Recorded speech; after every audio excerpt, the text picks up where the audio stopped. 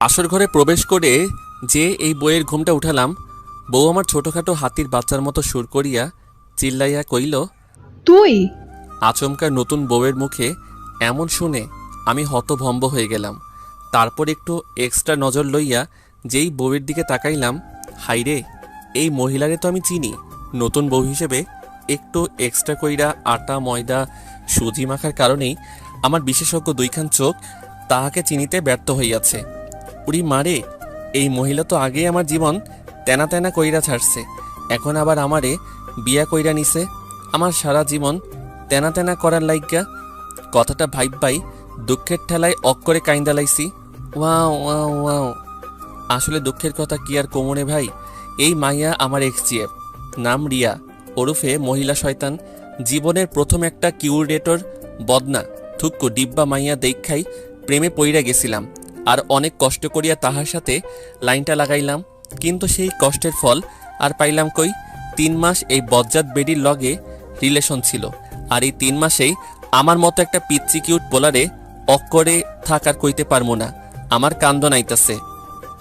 তারপর হঠাৎ করে গত 17 দিন আগে তাহার সাথে একটা বিষয় নিয়ে সেই লেভেলের ঝগড়া বেঁধে গেল, আর ও সাফ জানিয়ে দিল আমার সাথে আর সম্পর্ক রাখবে না, আর আমিও সুযোগ পাইয়াই তাহার জীবন থেকে ভাগা দিলাম। তারপর এক বস্তা খুশি মনে লইয়া এক্কেবারে আড্ডাখানায় যেতেই, কিরে বেটা, কি হয়েছে তোর? এমন ছাগলের মতো লাফাইতেছিস কেন? আরে বেটা, রিয়ার সাথে ব্রেকআপ হইয়া গেছে। লেখকা, ব্রেকআপ হলে মানুষ আপসেট থাকে, আর তুই এমন ছাগলের 3 নাম্বার বাচ্চার মতো লাফাইতেছিস।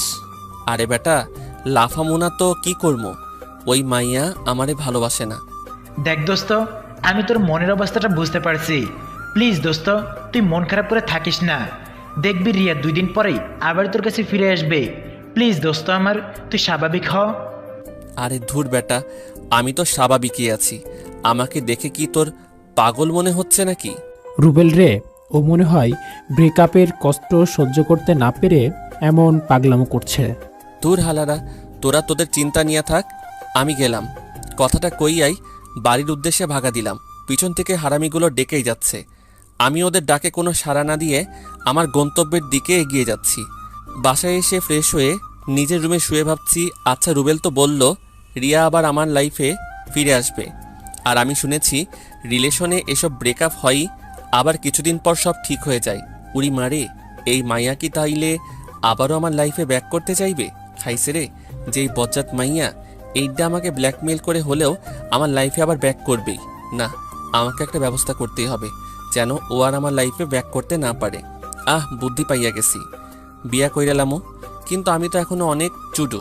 আম্মু আমারে বিয়া করাইব তো, নাকি ঠ্যাঙ্গা লইয়া দৌড়ানি দিব? আর বিয়া না করলেও তো রিয়া আবার আমার লাইফে খাইছে রে। আমি আর ভাবতে পারছি না, যেভাবেই হোক আম্মুকে রাজি করাতেই হবে। এখানে আমার জীবন মরণের প্রশ্ন। আর 7-5 কিছু না ভেবেই ফট কইরা আম্মুর রুমে গিয়ে একেবারে নিষ্পাপ বাচ্চাদের কণ্ঠে সুর তুলিয়া আমার আম্মা জানকে ডাক মারিলাম, আম্মু। কি ব্যাপার ছোট মিয়া, এত রস লাগাইয়া ডাক দিতেছো? মতলবটা কি? টাকা লাগবে? আরে আম্মু, তুমি তো দেখি আমাকে ভালোই বাসো না। আমি আসছি কোথায় তোমার কষ্টটা একটু কমিয়ে দিতে, আর তুমি কি না। ও মায়া মায়া গো, আমার বাজান আসছে আমার কষ্ট কমিয়ে দিতে। আমার আব্বাজানরা কত ভাবে আমার কথা। তা বলেন ছোট মিয়া, কি বলতে চান? একেবারে আম্মুর কাছে গিয়ে বসে ওনার পা টিপতে টিপতে, আচ্ছা আম্মু, ভাইয়া তো বিয়ে করে ভাবিকে নিয়ে চিটাগাঙ্গে থাকে, আর আব্বু সারাদিন ব্যবসা বাণিজ্য নিয়ে ব্যস্ত। তুমি সারাদিন একা একা বাসায় থাকো, তোমার কি কষ্ট হয় না বলো? আর তোমার বয়স হইছে, আর এই বয়সেও তুমি একা একা রান্না বান্না করো, তোমার তো একজন সঙ্গী প্রয়োজন। তো তোর কথা কি? তোর ভাইয়া চাকরি রেখে বউ নিয়ে এই কিশোরগঞ্জে এসে বসে থাকবে? আম্মু তুমিও না, ভাইয়া কেন আসতে যাবে? আজব, আমি যে বড় হয়েছি সেটা কারোর চোখেই পড়ে না। মানে? আমার কথা চিন্তা করলেও তো বাসায় আরেকজন মানুষ আনা যায়। এ, তোর মাথাটা ঠিক আছে তো? মাত্র অনার্স 2য় বৎসরে পড়ুয়া ছেলে নাকি? ছি! আর তোর মতো ফাজিলের হাড্ডির লগে কোন বেটায় তার মাইয়া বিয়া দিব? সারাদিন ফটং ফটং কইরা বেড়াস। আম্মু থাক, আমার ভুল হইয়া গেছে, আর জীবনেও তোমাদের ভালো চাইতে আসবো না। কথাটা কইয়াই আম্মুর রুম থেকে দ্রুত গতিতে আমার রুমের উদ্দেশ্যে ভাগা দিলাম। ধ্যাত, এত পামটা মাইরাও কোনো লাভ হইল না। রাতে বিছানায় শুয়ে ফেসবুকিং করছিলাম, এমন সময় আম্মু আমার রুমে এসে, কি ব্যাপার ছোট মিয়া, আপনি কি বিজি? না বিজি থাকবো কেন, কিছু বলবা? আসলে আপনার আব্বুর সাথে আপনার বিয়ের ব্যাপার নিয়ে কথা বললাম। উনিও বললেন বাড়িতে একজন মানুষের প্রয়োজনই, তাই আমিও ভাবলাম আপনার প্রস্তাবটা রাখা যায়। আম্মু, আচ্ছা, তুই কি প্রেম টেম করিস না? একেবারে সেই লেভেলের সাধু সাইজ্জা। আম্মু তুমি এটা কি বললা? হ্যাঁ, আমি কেন শুধু শুধু প্রেম করতে যাবো? আমি তোমার পছন্দের মেয়েকেই বিয়ে করব, তাই এসব নিয়ে কোনোদিন ভাবিও নাই। হইছে, আর ডায়লগ মারতে হবে না। আকাইম্মা একটা, প্রেমও করতে পারোস না। আর তোর সাথে কোন মাইয়া প্রেম করতে আসবে? তোর মতো ফাজিল ব্যাটারে কোনো মাইয়া পছন্দ করবে? আম্মু এটা কিন্তু বেশি হয়ে যাচ্ছে। হইছে, আর ঢং করতে হবে না। আমার একটা বান্ধবীর মেয়ে আছে, শুনছি মেয়েটা খুব লক্ষ্মী। কালকে 12টার দিকে ওখানে যাব, তুই রেডি থাকিস। আম্মু শোনো না, তুমি আব্বুকে নিয়ে দেখে আসো, পছন্দ হলে কথাবার্তা পাকা করে আসবা। আমি তোমার পছন্দের মেয়েকেই বিয়ে করব। আমি ওকে একটাবারের জন্য দেখতেও চাইবো না। মানে কি, তুই বিয়ে করবি অথচ তুই মেয়ে দেখবি না? আম্মু আসলে আমিও দেখতে চাই আমার আম্মুটার কেমন মেয়ে আমার জন্য পছন্দ করে। আমি একেবারে বাসর ঘরেই দেখবো ভাইরে। তারপর বাসর ঘরে আইসা দেখি ওই মাইয়া আর কেউ না, ওইটাই রিয়া। বেশি বালপাকনামি করতে গিয়া নিজেই ধরা খাইয়া গেলাম। কথায় আছে না, অতি চালাকের গলায় দড়ি, যেখানে বাঘের ভয় সেখানেই রাত হয়। তারপর আমি রিয়াকে বললাম, ওই সেরি, তুই শেষমেশ আমার ঘাড়ি চাপলি। বইনরে, আমি তোর কি ক্ষতি করছিলাম? কিল্লাই আমার জীবনটা তেনা তেনা করবি? ওই হারামজাদা, আমি তোর ঘাড়ে চাপতে যাব কেন? তুই আমাকে জেনে শুনে বিয়ে করছিস। আমি কেন যে আম্মার কথায় রাজি হয়ে গেলাম, একটাবার দেখলামও না কাকে বিয়ে করছি। আল্লাহ, ওই হারামজাদা, তুই তো আমাকে বিয়ের আগেই দেখছিস। ও, আর সেই জন্যই বিয়ের আগে আমার সাথে দেখা করতে চাসনি না? আমার ঠেহা বসছে তোর মতো বজ্জাত মহিলারে বিয়া করতে। শয়তানের নানি, তুই আগে আমার জীবনটা শেষ কইরা এখন আবার আমারে বিয়া কইরা নিছস। ওই তোর সমস্যাটা কি? হ্যাঁ, আমারে শান্তিতে থাকতে দিবি না? এমন সময় আমাদের রুমের দরজায় ঠকঠক করে কেউ একজন নক করলো। কে? আমি তোমার আম্মা জান, দরজাটা খোলেন। খাইছে রে আম্মু, এই সময় কেন আসলো? আমাদের ঝগড়াঝাটি শুনে ফেললো না তো? আমি মুহূর্তের মধ্যেই এক বালতি দুশ্চিন্তা লইয়া রিয়ার দিকে তাকাতেই দেখি মাইয়া একেবারে অবুজ বালিকার মতো ইয়া বড় একখান ঘোমটা দিয়া বউ সাইজা বইসা আছে। আমি দরজা খোলা মাত্রই আম্মু রুমে ঢুকে, কি ব্যাপার, এত চেঁচামেচি করছিলি কেন? আম্মু চেঁচামেচি মানে কি বলতেছে সব? ওই, এত ন্যাকা সাজা লাগবে না, বল কি করছিস? আম্মু নতুন বইয়ের সামনে কি সব আবল তাবল বলতেছো? বাসরাতে কেউ চেঁচামেচি করে?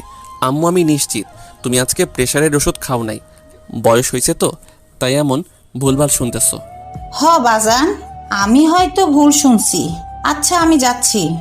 তারপর আম্মু রুম থেকে যেতেই দরজা লাগিয়ে যেই রিয়ার দিকে তাকালাম, দেখি মাইয়া একেবারে পুরা খাট দখল কইরা ঘুমের রাজ্যে আরোহণ করিতেছে।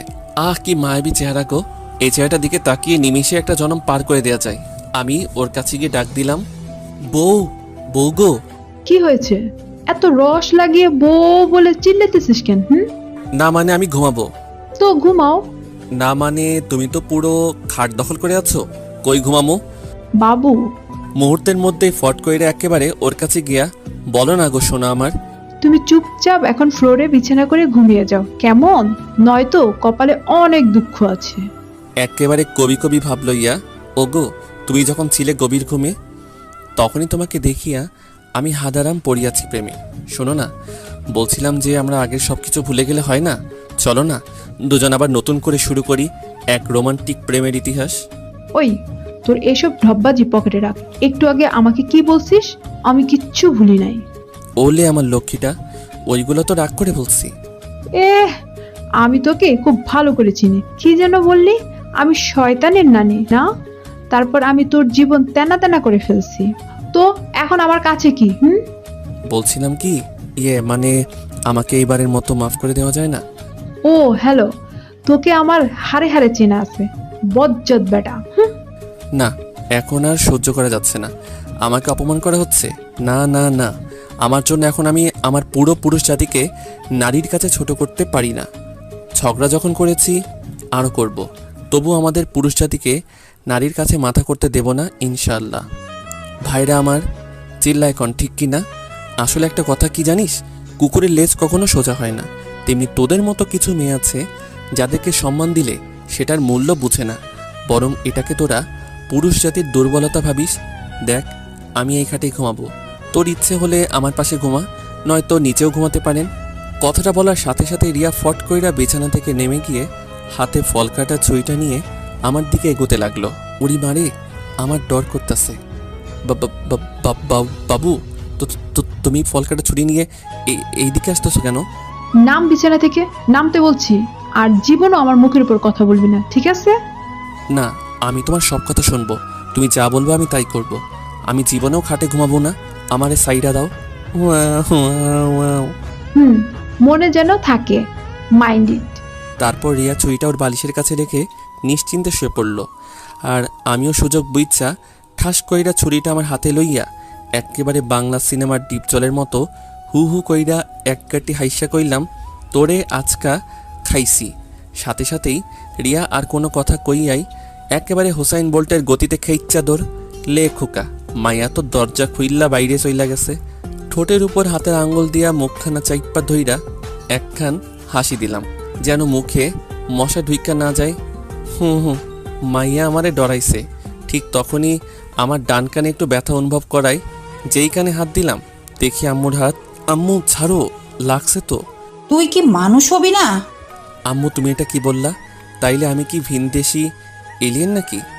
ওরে খোদা, পৃথিবীতে এত মানুষ থাকতে এই আইটেমটাকে আমার কাছে পাঠাইতে হলো। ওই, তুই বৌমাকে মেনে নিচ্ছিস না কেন? প্রবলি তোর। মেনে নিচ্ছি না মানে? তোমার বৌমাই তো আমাকে মেনে নিচ্ছে না। আম্মু, আম্মু, আপনি ওনার কথা একটু বিলিভ করেন না। আমাকে একটু আগে ছুরি দেখিয়ে বলেছে আমাকে উনি নাকি মেরেই ফেলবে যদি আমি জোরপূর্বক স্ত্রীর অধিকার চাই। আম্মু দেখেন, ওনার হাতে এখনো ছুরি আছে। স্যার, তুই এক্ষুনি এই রুম থেকে যা। যাবো মানে? কই যাব আমি? তোর যেখানে খুশি যা। যা শালা, এখন কি করবো? তারপর বাধ্য হয়ে আব্বুর রুমে গেলাম। তা বাপধন, এই বাসর রাতে আবার কি করেছেন যে সোজা আমার রুমে ট্রান্সফার হতে হলো? আব্বু, আমার আম্মু জোর করে বাসর থেকে তাড়াই দিছে। তুমি প্লিজ আম্মুর একটু বুঝাইয়া বলো। আব্বাজান, আমি বলি কি, তুমি চুপচাপ এখন আমার পাশে শুয়ে পড়ো, সকালে যা করার করব। মানে কি? আজকে আমার বাসর রাত। দেখো বাপধন, দেশের ক্ষমতা এখন শেখ হাসিনার হাতে, আমরা পুরুষ একটু নির্যাতিত হবই। মেনে নে বাপধন, মেনে নে। শেষমেশ কোনো উপায় না পাইয়া আম্মু যখন মোর বউ লইয়া আমারে আব্বুর লগে তুইয়া মনের সুখে ঘুমা যায়, ফাইটা যায়, ও বুকটা ফাইটা যায়। এই গানটা গাইতে গাইতে ঘুমাইয়া গেলাম। পরের দিন সকালে ঘুম ভাঙলো কয়েকটা ষাঁড়ের চেঁচামেচিতে। চোখ খুলতে দেখি এইগুলা কোনো জীবন্ত ষাঁড় নয়, আমার পরাণের হারামি বন্ধু ওরফে ভণ্ডুগুলা। কি ব্যাপার, এই সাত সকালে তোরা আমার বাসায় কোন দুঃখে? তোরে কেলাইতে আসছি। কেন, আমি কি তোর বইনেরে লইয়া ভাগাছি নাকি? হারামজাদা, একা একা বিয়ে করে নিলি, আমাদের একটাবারও জানানোর প্রয়োজন মনে করলি না? বাইরে হঠাৎ করেই হয়ে গিয়েছে, বিলিভ কর দোস্ত, আমি নিজেই জানতাম না যে তখন আমার বিয়ে। শোন ভাই, তোর এসব ঠপবাজিতে আমাদের গলাতে পারবি না। দে, এখন আমাদেরকে ট্রিটটা দে। লেখোকা, ট্রিট? এটা আবার কি? মাম্মা, এইসব নাকামো রাইখা চুপচাপ আমাদের ভলিউমটা দিয়ে যাও, নয়তো কি? নয়তো তোমার বউয়ের কাছে ইনিয়ে বিনিয়ে অনেক কাহিনী কয়ে দিমো, পরে ঠেলা বুঝবা। তো জানা, মনে মনে একটাবার চেহারাখান দেখলে এমনিতে ঠান্ডা হয়ে যাবি। মুহূর্তের মধ্যে দুইটা একেবারে ভিলেনের মতো ভাব লইয়া কইল, আব্বে তোর বউ কই? আমার রুমে আছে, যাও। 2 মিনিট পর হারামি দুইটা বদনা দুঃখ মনে লইয়া আমার কাছে ফিরিয়া আসিয়া কইল, মামা কেমনে কি? রিয়া তোর বউ? ভাইরে, সবই আমার বাল পাকনামির ফল। তারপর হারামিগুলারে সব কাহিনী খুইল্লা কইলাম। তাহলে এখন কি করবি? রিয়া তোকে মেনেও নিচ্ছে না। আরে দোস্ত, সময় নে, মেয়ে মানুষের মন, একটু মিষ্টি মিষ্টি কথা বলবি, মাঝে মাঝে সারপ্রাইজ দিবি, ওর ছোট ছোট আবদারগুলো পূরণ করবি, ব্যাস কাজ হয়ে যাবে। ধুর, আরে ব্যাটা মেনে নেওয়াটা জরুরি না, কিন্তু ও তো আমাকে সারাক্ষণই প্যারা দেয়। আমি না প্যারা সহ্য করতে পারি না। আচ্ছা দোস্ত, টেনশন করিস না, সব ঠিক হয়ে যাবে। আমাদের এখন যেতে হবে। সে কি, নাস্তা করে যা। না রে দোস্ত, বড় আপুর শরীরটা অনেক খারাপ, ওনাকে এখন দেখতে যাব। ও আচ্ছা, তাহলে যা। আর আপুর কি অবস্থা সেটা জানাস? তারপর রুবেল আর হাবিব চলে যাওয়ার পর আমিও একটু বাইরে হাঁটতে বের হলাম। বলে রাখা ভালো যে অতিরিক্ত গরমের কারণে আমি লুঙ্গি পরে বের হয়েছিলাম। রাস্তায় একা একা হাঁটতেছি আর গান গাইতেছি, ভালোই ছিলাম আমি হাঙ্গা কইরা এখন আমি কান্দি বইয়া বইয়া। এমন সময় পাশে এক ভ্যান চালক ডাক দিয়ে বলল, বাবা আমার ভ্যানটা ধাক্কা দিয়ে উঠাইয়া দিবা। তাকিয়ে দেখি ভ্যানের একটা চাকা ভাঙাই পড়ে আটকে গেছে। লোকটা মোটামুটি বৃদ্ধ, তাই একা তার পক্ষে এই ভ্যানটা উঠানোর সামর্থ্য নেই। আমিও একটু মানবতা দেখিয়ে ধাক্কা দিয়ে উঠিয়ে দিলাম। তারপর একটু এদিক ওদিক ঘোরাঘুরি করে যেই বাসায় পৌঁছলাম দেখি আম্মু ঠ্যাঙ্গা লইয়া আমার দিকে এগিয়ে আসছে। আমিও ফট কইরা আব্বুর পিছনে লুকাইয়া গিয়া আম্মুরে কইলাম, আম্মু আবার কি কইছে? এই, তোর কি কোনো কমন সেন্স নাই? লেখোকা, আমি আবার কি করলাম? তারপর আম্মু মোবাইলের স্ক্রিনের ইশারা করে বলল, এসব কি? আমি যেই মোবাইলের স্ক্রিনে তাকালাম দেখি আমার লুঙ্গি পরা একটা ছবি। খাইছে রে, এটা তো একটু আগেই কেউ তুলছে। আমি একটু আগে ওই ভ্যান গাড়িটা যখন ধাক্কা দিচ্ছিলাম তখন তুলে নিয়েছে। আর ছবিতে ক্যাপশন দিয়েছে, বিয়ের রাত পার না হতেই ভ্যান চালকের খাতায় নাম লিখালেন এক যুবক। কেমনটা লাগে? এই কামটা ক্যাডা করলো? ওই হারামজাদা, আমি কি কোনোদিন তোকে অভাব বসতে দিয়েছি? তুই কি জন্য ভ্যান গাড়ি চালাতে গেলি? আমার সম্মান আর কিছুই রাখলি না। আব্বু বিশ্বাস করো, আমি ভ্যান গাড়ি চালাই নাই। তারপর সকালের ঘটনা পুরোটা খুলে বললাম। সবই বুঝলাম, কিন্তু এই কাজটা করলো কে? আমিও তো ওটাই ভাবছি। আব্বু, এটা আপনার ছেলেরই কাজ। যেন এই নিউজ দেখে আমার ফ্যামিলি অপমানিত হয়, সেই জন্য এই কাজ করেছে। ওরে খোদা, আমি কই যামু? নিজের সম্মান কোন বলদে দোলাই মিশাইতে চাই? আমি এত কিছু বুঝি না। তোকে কতবার মানা করছি লুঙ্গি পইরা বাহিরে বের না হইতে। এখন এই নিউজ যে ভুল, ওটা সবার কাছে প্রমাণ কর, নয়তো তোর এই বাসায় জায়গা নাই। ভ্যান চালাইয়া খাবি। আচ্ছা। তারপর রুবেলকে কল দিলাম। কিরে বেটা, ভ্যান চালাইয়া কত ইনকাম করলি? দেখ ভাই, আমি একদমই ফানি মোডে নাই। প্লিজ তুই তাড়াতাড়ি আড্ডাখানায় আয়। আচ্ছা, আসতেছি। আর হাবিবকেও নিয়ে আসবি। তারপর সোজা আড্ডাখানায় গিয়ে 3 হারামি এক হইলাম। আচ্ছা, মূল কাহিনীটা একটু বলতো। তারপর আমি ওদেরকে সব কাহিনী খুলে বললাম। সবাই বুঝলাম, কিন্তু এই কাজটা কে করেছে সেটা আগে আমাদের জানতে হবে। আর আইডিটাও তো ফেক, হ্যাক করা ছাড়া উপায় নাই। প্লিজ ভাই, যেইভাবেই হোক আমাকে বাঁচা। আচ্ছা, আমি আমার ফ্রেন্ডকে এই আইডিটার লিঙ্ক দিচ্ছি। ও অনেক ভালো হ্যাকার। আশা করি আইডিটা হ্যাক করতে পারলেই সব সমস্যার সমাধান করা যাবে। তারপর রুবেল তার ফ্রেন্ডকে আমাদের সমস্যা খুলে বলে। প্রায় 2 ঘন্টা পর রুবেলের ফ্রেন্ড জানালো আইডিটা হ্যাক করতে সক্ষম হয়েছে। তারপর রুবেলের কাছে আইডির ইমেইল অ্যাড্রেস আর পাসওয়ার্ড পাঠালো। আমরা আইডিটাতে লগ ইন করে যা দেখলাম তা দেখার জন্য আমরা কেউই প্রস্তুত ছিলাম না। একই, আইডিটা তো কামরুলের। কামরুল হচ্ছে আমার চাচাতো ভাই। কি? কামরুইল্লা এই কাম করছে? হালারে আইজা কুইটালাবাম। আরে দোস্ত, আগে মাথা ঠান্ডা কর, কামরুল্লারে সাইজ করতেছি। রুবেল, কামরুইল্লারে কল দে। দেখ দোস্ত, ও তো আমার ভাই। এখানে আমি থাকলে প্রবলেম হবে। রুবেল ঠিকই বলছে। তাছাড়া রুবেল আমাদের সাথে থাকলে ওকে আমরা কিছু করতেও পারবো না। আমি এত কিছু বুঝি না। তুই কামরুইল্লারে এখনই এখানে হাজির কর। তারপর কামরুইল্লারে কল দিয়ে আমাদের আড্ডাখানায় হাজির কইরা ক্লাবের দরজা লাগিয়ে ইচ্ছে মতো কেলানোর পর, ওই তোরা দুটো আমাকে মারতেছিস কেন? আমি কি করছি? ও তা মামা, তুমি আমার লুঙ্গি পরা পিক তুইল্লা এত সুন্দর একটা ক্যাপশন দিয়া ফেবুতে পোস্ট করলা কেন? এই পোস্ট আমি করি নাই। ওই হালা, তোর আইডির পাসওয়ার্ড কিন্তু আমাদের কাছে আছে। আর এই আইডিতে যে তোর অনেক প্রমাণও রয়েছে। কিন্তু আইডির পাসওয়ার্ড কেমনে পাইলি? পেয়েছি কোনো একভাবে। এখন বল, তুই এই আকাম কার কথায় করছিস? ভালো করছি, মনে আছে আমার জরিনার সাথে রিলেশনটা কিভাবে ভাঙছিলি? 7 মাস সাধনা করে ওর সাথে সম্পর্কটা করেছিলাম। তারপর সকিনার সাথে রিলেশনে গেলাম। 3 মাস আগে ওই রিলেশনটা তুই কিভাবে ভাঙছিলি মনে আছে? ভালো করছি, মনে আছে আমার জরিনার সাথে রিলেশনটা কিভাবে ভাঙছিলি? 7 মাস সাধনা করে ওর সাথে সম্পর্কটা করেছিলাম। তারপর সকিনার সাথে রিলেশনে গেলাম। 3 মাস আগে ওই রিলেশনটা তুই কিভাবে ভাঙছিলি মনে আছে? গত 3 মাস আগে বাজারের দিকে যাচ্ছিলাম, তখনই খেয়াল করলাম কামরুইল্লা সকিনার সাথে বইসা মনের সুখে প্রেম চালাইয়া যাইতেছে। আমি কামরুলকে জিজ্ঞেস করলাম, মামা কি অবস্থা? হালাই তার গফের সামনে এমন ভাব লইল যেন আমাকেও সে নেই না। তারপর কামরুলের গফ সখিনা কামরুলকে জিজ্ঞেস করলো, বাবু এই হান্ডুটা কে গো? আর সাথে সাথে কামরুইল্লা কইল, আরে এলাকার পোলা, মাঝে মাঝে হেল্প টেল্প করি, তাই যেখানে আমাকে দেখলে একটু সম্মান করে আর কি। আমি মনে মনে কইলাম, দেখছনি কারবারটা, হালাই ওর গফের সামনে আমারে ছোট করছে, দাঁড়া তোরে বাসটা দিতেছি। তারপর যেই ভাবা সেই কাজ, কামরুইল্লারে ওর গফের সামনে কিছু ভাষণ শুনাইয়া দিলাম। কিরে কামরুইল্লা, তোর মধ্যে কি একটু মনুষ্যত্ব নাই? কয়েক মাস আগে জরিনার লাইফটা শেষ করলি, মায়াডা এখন ওপারে যাবে, তারপর গেলি মর্জিনার লাইফে, এখন মর্জিনারে নদীর পারে দাঁড় করিয়ে রেখে এইখানে আরেক মাইয়ার লগে টাঙ্কি মারস। আর কয়টা মাইয়ার জীবন এইভাবে নষ্ট করবি? মর্জিনা নদীর পারে দাঁড়িয়ে আছে, আমি আসার সময় তোর কথা জিজ্ঞেস করছিল, ভালো হ। কথাগুলো এক নিমিষে কইয়াই প্যান্টের পকেটে হাত ঢুকাইয়া থুক্কু, তখন লুঙ্গি পরা ছিলাম। লুঙ্গির এক কোনা কাঁধের উপর তুইলা এক বালতি খুশি মনে লইয়া একেবারে তামিল সিনেমার নায়কদের মতো স্টাইল কইরা ওই স্থান থেকে ভাগা দিলাম। আর ততক্ষণে কামরুল আর সখিনার প্রেম কাহিনী ইতিহাসের স্মৃতির পাতায় স্থান করিয়া লইল।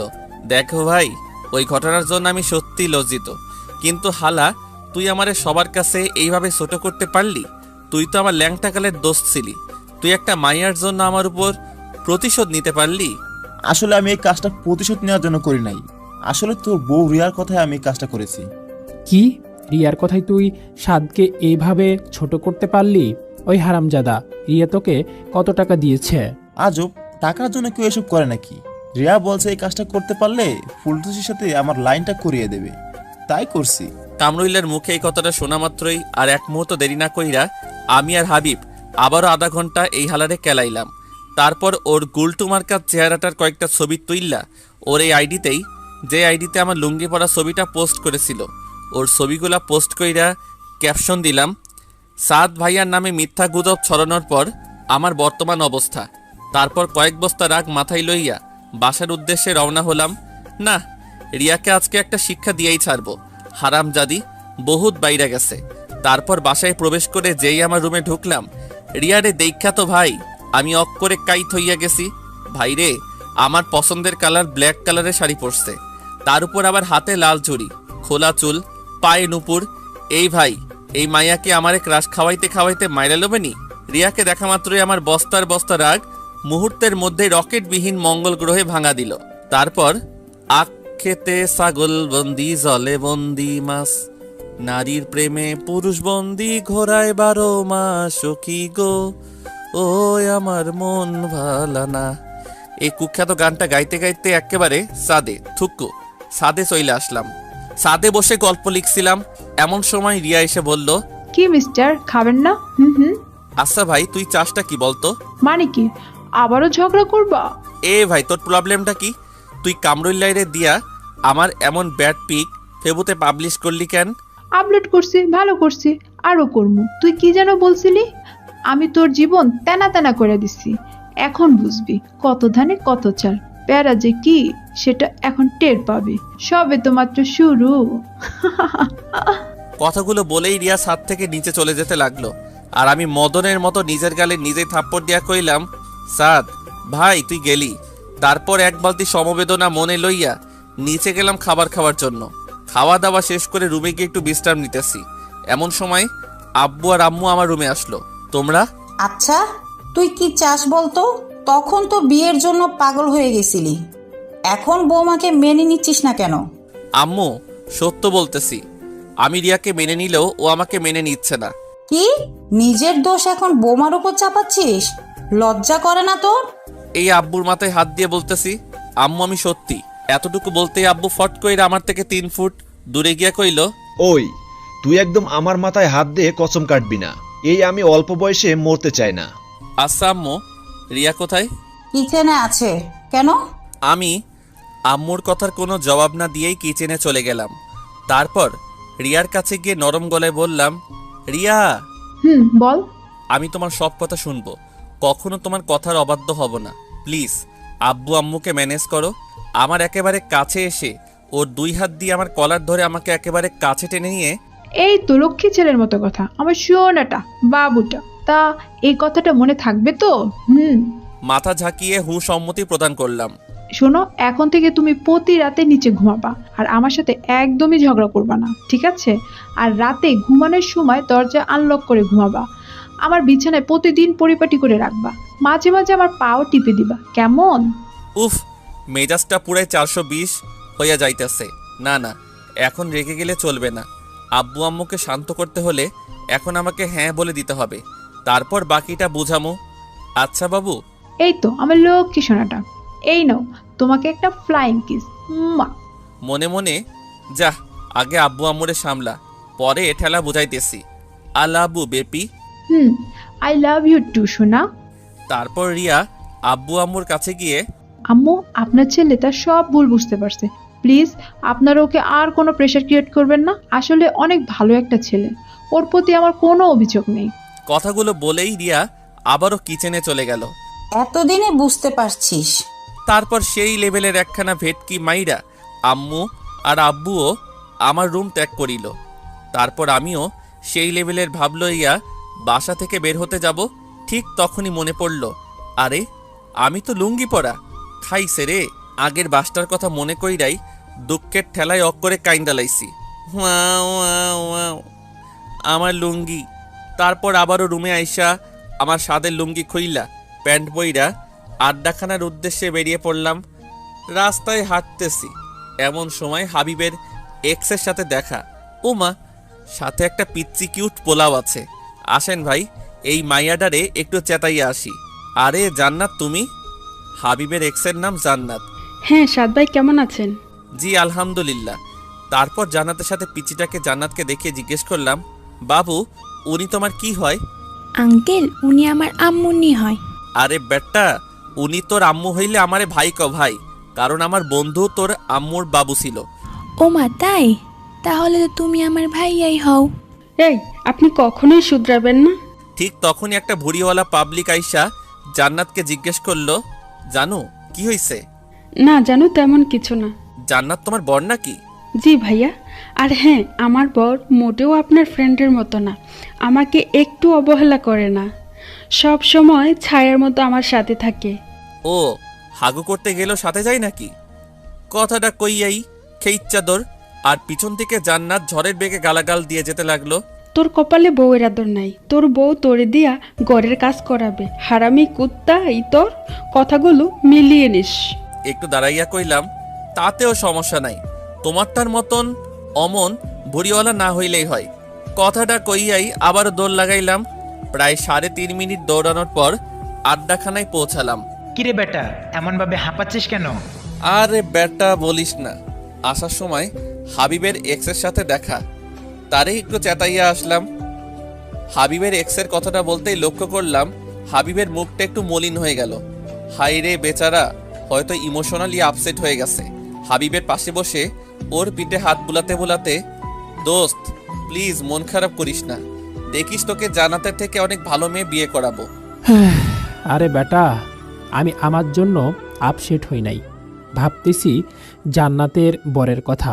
বেচারা কত কষ্টে না জানি আছে। কি ভাবলাম আর কি হইল। তারপর হারামিগুলোর সাথে কিছুক্ষণ আড্ডা দিয়ে সন্ধ্যায় বাসায় ফিরলাম। রুমে বসে ফেসবুক করছিলাম, এমন সময় রিয়া রুমে এসে বলল, বাবুই, এবার লক্ষ্মী ছেলের মতো আমার বিছানাটা করে ফেলো তো। জি আমাকে বলছেন? ওই হারামজাদা, কথা কানে যায় না, বিছানা কর, নয়তো আন্টিকে উল্টা পাল্টা বলে তোকে বাস খাওয়াবো। তুমি সব সময় আম্মুর কাছে এমন মিথ্যা বলে আমাকে বকা খাওয়াও। বেশ করি, এখন চুপচাপ আমার কথা শোন, নয়তো কপালে শনি আছে। আব্বে যা, আম্মুকে নিয়ে আয়, দেখে আম্মু কি করতে পারে। কি ব্যাপার, তুই আমাকে ভয় পাস না কেন? টেবিলের উপর থেকে মোবাইলটা আমার হাতে নিয়ে ভিডিও রেকর্ডটা সেভ করলাম। ভয় তো এবার তুই পাবি। মানে কি, তুই এতক্ষণ আমার কথা ভিডিও করছিস? জি ম্যাম, আপনার সব কাহিনী আমার এই মোবাইলটাতে রেকর্ড হয়ে গেছে। মানে তুমি কিন্তু এটা ঠিক করো নাই, আমি তো তোমার সাথে এসব মজা করে করতাম। আচ্ছা বাবু, তাহলে এখন আমিও মজা করে আম্মুকে এই ভিডিওটা দেখাই গিয়ে। কথাটা বলেই বিছানা থেকে উঠে আম্মু রুমের দিকে যাওয়ার জন্য যেই পা বাড়ালাম তখনই রিয়া আমার হাত চেপে ধরে। প্লিজ এমনটা করো না, উনি আমাকে খারাপ ভাববেন। ও মা, তাহলে আমাকে যখন খারাপ ভাবে তখন কি আমার কষ্ট হয় না? প্লিজ আমাকে ক্ষমা করে দাও, আমি তো তোমার বউ। বলো, তুমি কি আমাকে সবার সামনে ছোট করতে চাও? আমি রিয়ার একেবারে কাছে গিয়ে ওর গালে আঙুল দিয়ে স্পর্শ করে, আচ্ছা শোনা, এই ভিডিওটা কাউকে দেখাবো না, কিন্তু এখন থেকে আমি যা বলবো তোমাকে তাই করতে হবে। আর তুমি এখন থেকে নিচে ঘুমাবা। এবার লক্ষ্মীমের মতো আমার পাটা টিপে দাও তো। দেখো, এটা কিন্তু একদম ঠিক হচ্ছে না। তাহলে ভিডিওটা দেখাই গিয়ে। আরে আরে, অমন করো কেন? আচ্ছা, দিতেছি। আহ, সুন্দরী মাইয়ার হাতে পা টিপানোর মজাই আলাদা। উফ, প্রচুর ভাল লাগছে। এমন সময় রুমে আম্মু এসে, এই তোর কি কোনো বুদ্ধি শুদ্ধি নাই? নতুন বউয়ের হাতে পাটে পাচ্ছিস? আরে আম্মু তুমি আর বইলো না, তোমার বৌমাকে এত করে বললাম যে তুমি নতুন বউ, আমার পার্টি প্লে কেমন দেখায়। বেচারির একটাই কথা, আপনি আমার বর, আপনার খেদমত করা আমার দায়িত্ব, তাই জোর করেই এখন আমার পা টিপে দিচ্ছে। আসলে আম্মু, তোমার বৌমা আমাকে বড্ড বেশি ভালোবাসে, খুব ভাগ্য করে ওকে পেয়েছি। কথাগুলো বলার সময় লক্ষ্য করলাম রিয়া রাগের ঠেলায় দাঁতে দাঁত কামড়াচ্ছে। দেখতে হবে না মেয়েটা কার? আচ্ছা তাহলে এখন খেতে আসো। আচ্ছা আম্মু, তুমি যাও, আমরা আসতেছি। আম্মু রুম থেকে যাইতেই, তুই আমায় দিয়া তোর পার্টি পাইলি? তুই একদমই ভালো না, খুব পচা। আমার মান সম্মান কিছুই রইল না। লে খোকা, তুই আমার পা টিপ্পা দিছস, এতে আবার মান সম্মান যাবে কেন? রিয়ার পর প্রত্যেকটা মেয়ের দায়িত্ব তার স্বামীর পা টিপে দেওয়া। ভাইরা আমার, চিল্লায় কন ঠিক কিনা? তুই সারা জীবন এমন হিংসুটেই থাকবি। কথাটা কইয়াই রিয়া খাওয়ার জন্য খাবার টেবিলের উদ্দেশ্যে রুম থেকে বেরিয়ে যেতে লাগলো। চেতিস না বইন, আমি হাসা কথাই কইছি। এই যে পাঠকগণ, আপনারা একটু বইয়া জিরাইয়ালন, আমি খাইয়া আইতাছি। আর হ্যাঁ, আজকে খাওয়ার জন্য আপনাদের সাধবো না, অন্য একদিন খাওয়াবুনে। এই কথাটা আমি মনে মনে কইতাছি, আপনারা শুইনেন না কেমন? এত পাবলিক খাওয়াইলে আমার আব্বাজানের পকেট ফাঁকা হইয়া যাইব। তারপর খাওয়া দাওয়া শেষ কইরা রুমে আসতেই রিয়ারে কইলাম, বাবু আমার বিছানাটা করে দাও তো। রিয়া এক গাঁটটি রাগ লইয়া যে আমার দিকে তাকাইল, তখন আমিও মোবাইলটা নাড়াচাড়া কইরা তাহাকে দেখানো মাত্রই এক বদনা সমবেদনা আর এক বালতি রাগ মাথায় লইয়া বিছানাটা কোনোভাবে করেই সে নিচে বিছানা করে শুয়ে পড়ল। তারপর আমিও খুশিতে গদগদ করতে করতে কখন যে ঘুমিয়ে পড়লাম নিজেও জানি না। রাত প্রায় 2টা, অকারণেই ঘুমটা ভেঙে গেল। হঠাৎ করেই কেন যেন রিয়ার দিকে আমার চোখটা আটকে গেল। মনের মধ্যে অজানা এক শিহরণে ভেতরটা কেমন যেন কেঁপে উঠল। চারিদিকে শুনশান নীরবতা। সত্যি কথা বলতে এই রাতটা আমাদের ব্রহ্মাণ্ডকে এক অন্যরকম রূপ ধারণ করে দেয়। এতদিন বিখ্যাত কবিদের মুখে শুনেছি ঘুমন্ত অবস্থায় মেয়েদের নাকি অনেকটা অস্পর্শীর মতো লাগে, কিন্তু ঘুমন্ত অবস্থায় একটা মেয়ের চেহারায় যে এতটা মায়া যুক্ত হয় সেটা হয়তো আমরা নিজ চোখে না দেখলে বিশ্বাসই করতে পারবো না। ব্রহ্মাণ্ডের সকল মায়া যেন তার চেহারায় বিধাতা ঢেলে দিয়েছেন। হুট করে লক্ষ্য করলাম রিয়া একটু অতিরিক্ত ঠান্ডার কারণে গুটি সুটি মেরে শুয়ে আছে। তারপর বিছানা থেকে চাদরটা নিয়ে ওর গায়ের উপর দিয়ে ওর কপালটায় একটা চুমু এঁকে দিলাম। সকালে নাস্তার টেবিলে বসে নাস্তা করছি, এমন সময় আম্মু বলে উঠল, স্যার আজকে তো 3 দিন পূরণ হলো, তাই আজকে তোকে রিয়াকে নিয়ে রিয়াদের বাসায় যেতে হবে। আমাকে যেতে হবে কেন? তুমি গেলে সমস্যাটা কি? আমার এমন বোকাশোকা উত্তর শুনে রিয়া হুট করে হু হু করে হেসে উঠল। আহা কি হাসি! এই হাসির প্রেমে পড়েই আমি নির্দ্বিধায় পরলোক গমন করতে পারবো। আমার এমন উত্তর শুনে আম্মু হাসবে না কাঁদবে বুঝে উঠতে পারছে না। তুই কি আমার সাথে মজা করতেছিস? আরে গাধা, বিয়ের 3 দিনের মাথায় স্বামী স্ত্রী দুজনকে স্ত্রীর বাসায় যেতে হয়। আমিও তো তোর আম্মুকে নিয়ে গিয়েছিলাম। হ্যাঁ, তোর নানা নানি কি যতনটাই না করেছিল। আম্মু, আমি একা যাইতে পারবো না, আমার ডর করে। তাহলে আমার লক্ষ্মী, বিয়ে করার আগে তোর ভয় লাগে না? রেডি হয়ে নে, কিছুক্ষণ পরে রওনা হবি। ভাইরে, আমার আম্মুরে ক্যাডাই বুঝাইব। আমি এখন অনেক সুডু, একলা একলা কেমনে যাবো? দুঃখের ঠেলায় অক করে রানু মণ্ডলের সে কুখ্যাত গানটা আ আ কইরা মনের মধ্যে বাইজা উঠতেছে। বহু ন্যাকামি কাহিনী এবং ঠেলাঠেলির পরও কোনো উপায় না দেখা বাধ্য হয়ে শ্বশুরবাড়ির উদ্দেশ্যে রিয়াকে নিয়ে রওনা হলাম। রাস্তায় গাড়ির মধ্যে রিয়ার দিকে তাকাইতেই মনের মধ্যে কাউয়ার মতো কা কা কইরা উঠল। আহারে, আমার না জানি কি হাল করে ওর বাসায় নিয়া। এই যে পাঠক ভাইরা, আমার জন্য একটু দোয়া কইরেন। বুঝতেই পারছেন, প্রথম শ্বশুরবাড়িতে যাইতেছি। প্রায় 35 মিনিট পর জার্নি করার পর আমি আমার শ্বশুরবাড়িতে পৌঁছাইলাম। আহা, শ্বশুরবাড়িতে প্রবেশ করা মাত্রই মনটা একেবারে ফুরফুরা হইয়া গেল। আরে ভাও, কত যে আটাবতী, ময়দাবতী আর রূপবতী তরুণীর ঝাঁক এইখানে বিরাজ করিতেছে। উফ, আমি নাকি আমার শ্বশুরবাড়িতে আসতে গিয়ে এত ভয় পাচ্ছিলাম। কত বড় হাদারাম আমি। মনটাই কইতাছে মাহফুজুর রহমানের গান ফুল ভলিউম দিয়া শুই না, তার প্রতিশোধ নেই। কিন্তু ভাই, নিজের উপর প্রতিশোধ নিতেও কেমন যেন মায়া হচ্ছে। তাই আর কিছু না কইরাই আমাদের জন্য পরিপাটি করে রাখা রুমটাতে প্রবেশ করলাম। কিছুক্ষণ বিশ্রাম নেওয়ার পরপরই এক গাঁটটি মহিলা থুক্কু যুবতী মাইয়া আইসা আমার চারিপাশে ঘ্যান ঘ্যান করিতে লাগিল। আহ, মাইয়াগুলো এক একটা কিউরেটর বদনা। ধুরু, খুশির টালায় আবল তাবল কয়লাইতেছি। মাইয়াগুলো এক একটা কিউরেটর ডিব্বা। আহ, দেখলেই পরানটা জোড়াইয়া যায়।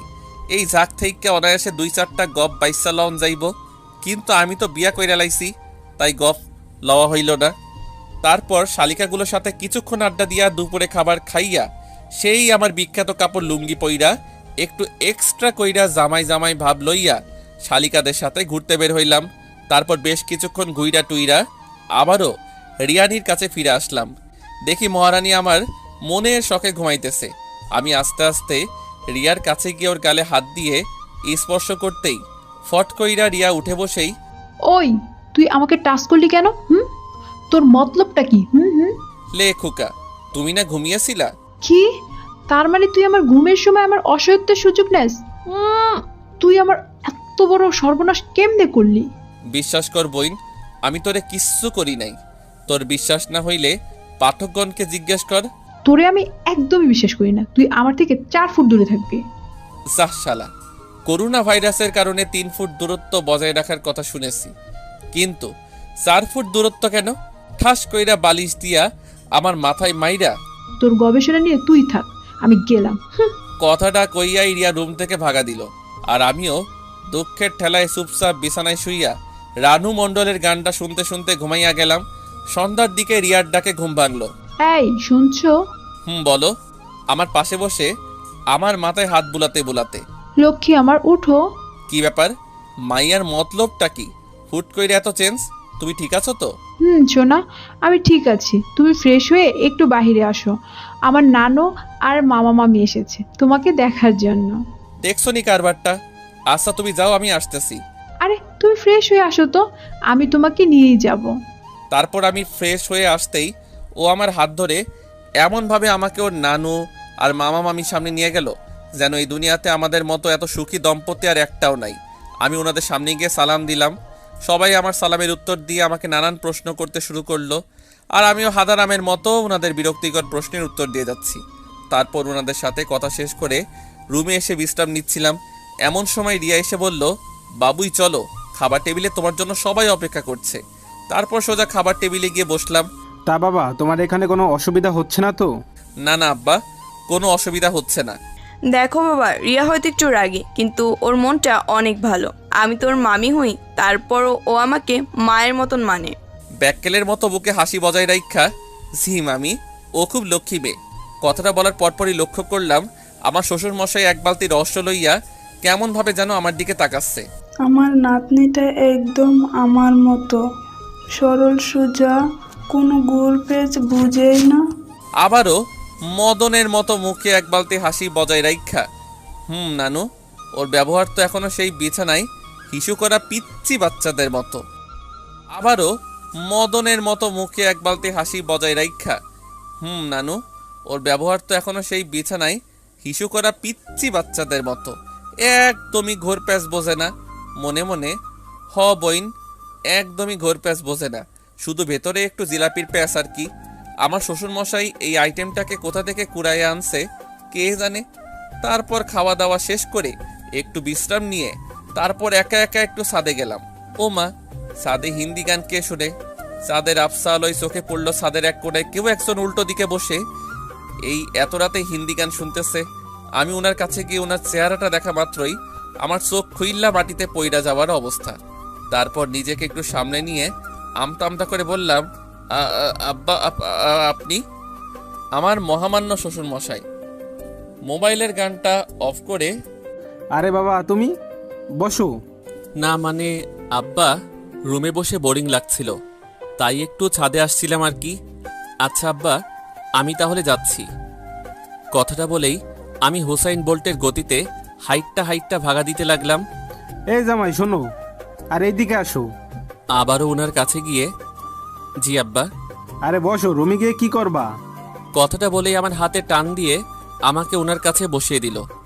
আমার কানের কাছে এসে ফিসফিস করে বলল, আচ্ছা বাবা, একটি সত্যি কথা বলো তো, খাবার টেবিলে বসে তুমি রিয়ার নামে যে প্রশংসা করলে তা সত্যি?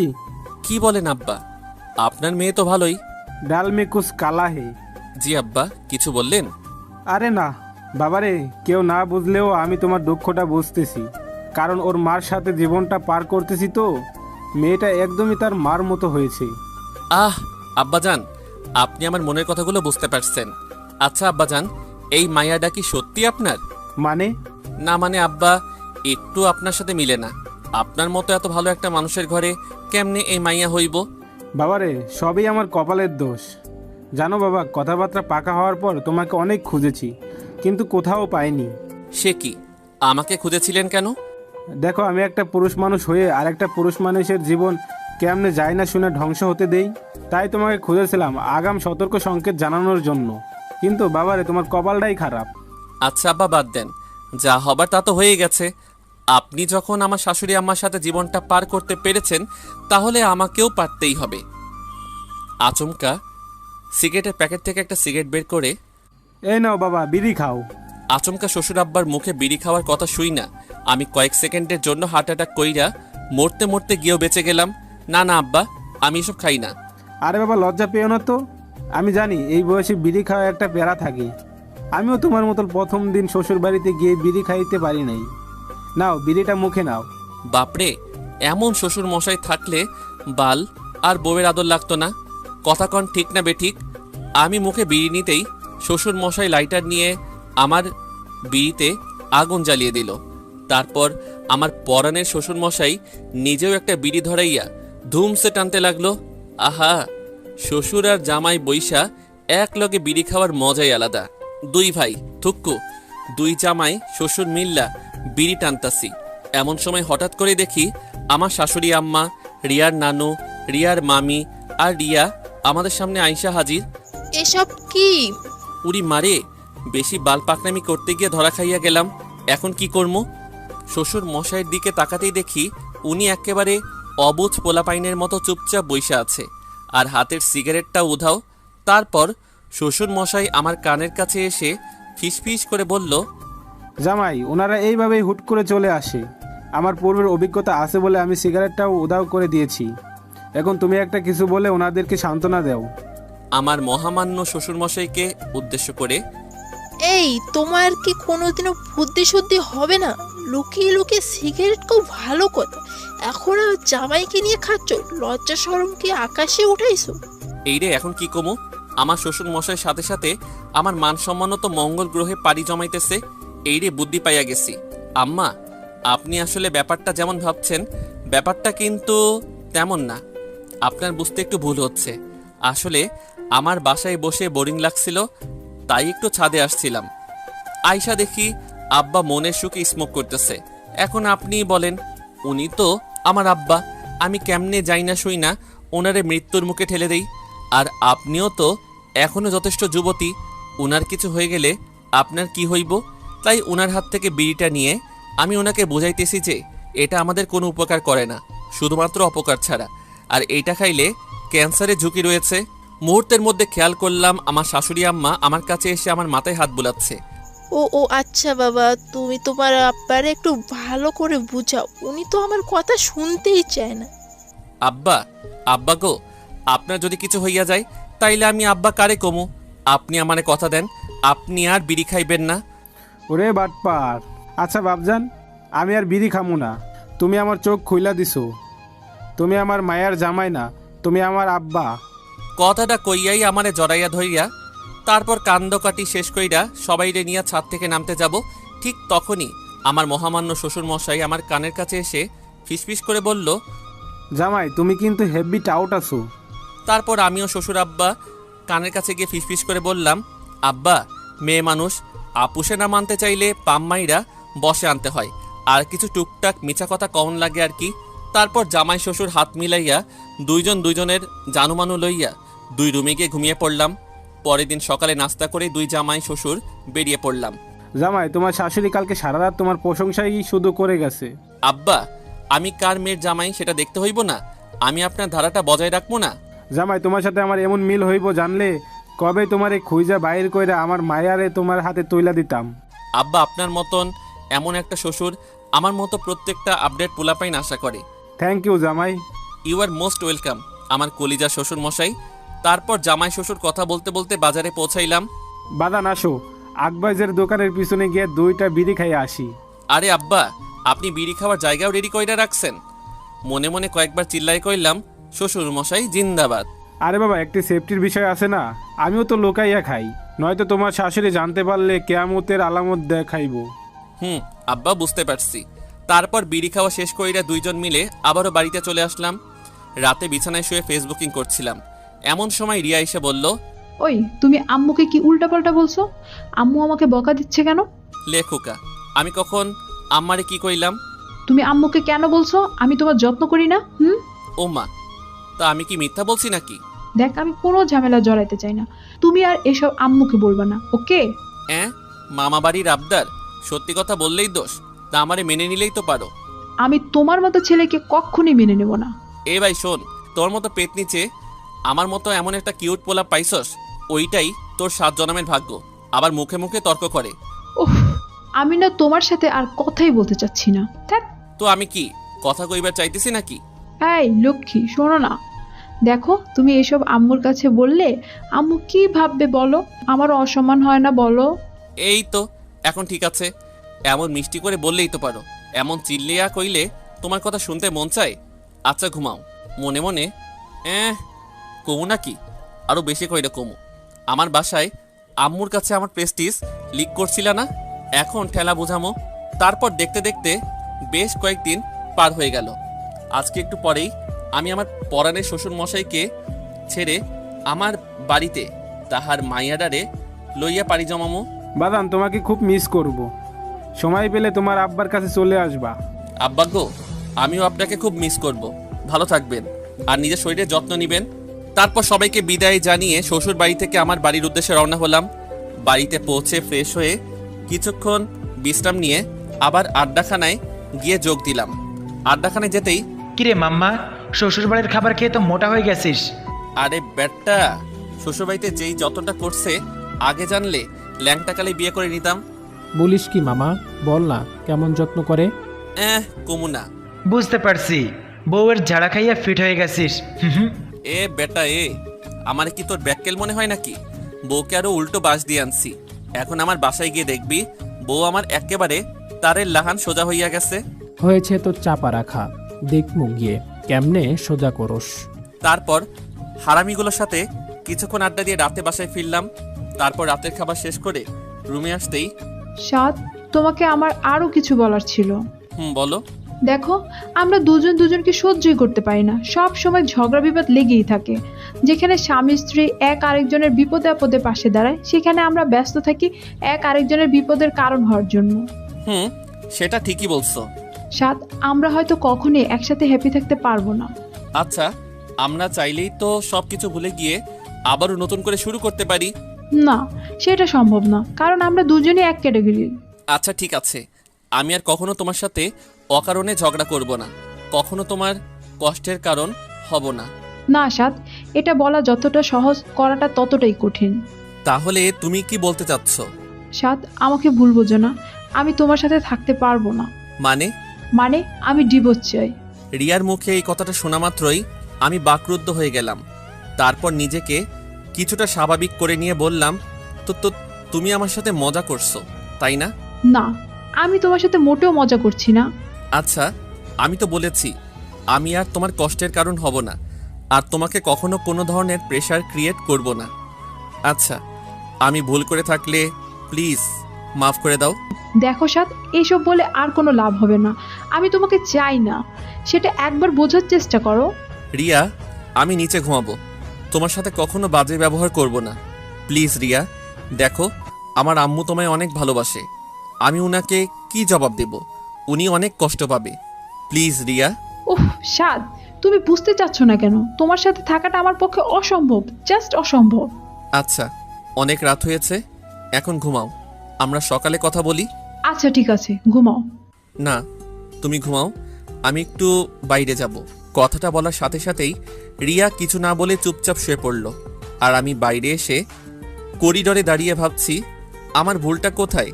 আচ্ছা, আমি তো ওকে বলেছি আমি আর ওকে বিরক্ত করব না, তবুও ও বুঝতে চাচ্ছে না কেন? আমার নিজের জন্য এতটা কষ্ট হচ্ছে না, তবে আমি আমার ফ্যামিলিকে কি জবাব দেব, কি বলবো আম্মুকে? কথাগুলো ভাবতে ভাবতেই চোখের কোণ থেকে কয়েক ফোঁটা জল গড়িয়ে পড়ল। তারপর রুমে গিয়ে একটু ঘুমানোর চেষ্টা করলাম, কিন্তু চোখের পাতাটা কোনোভাবেই এক করতে পারছি না। বুকের ভেতরটার ভয়ানক তীব্র যন্ত্রণায় ছটফট করছি। রিয়ার দিকে তাকিয়ে দেখি ও নিশ্চিন্তে ঘুমাচ্ছে।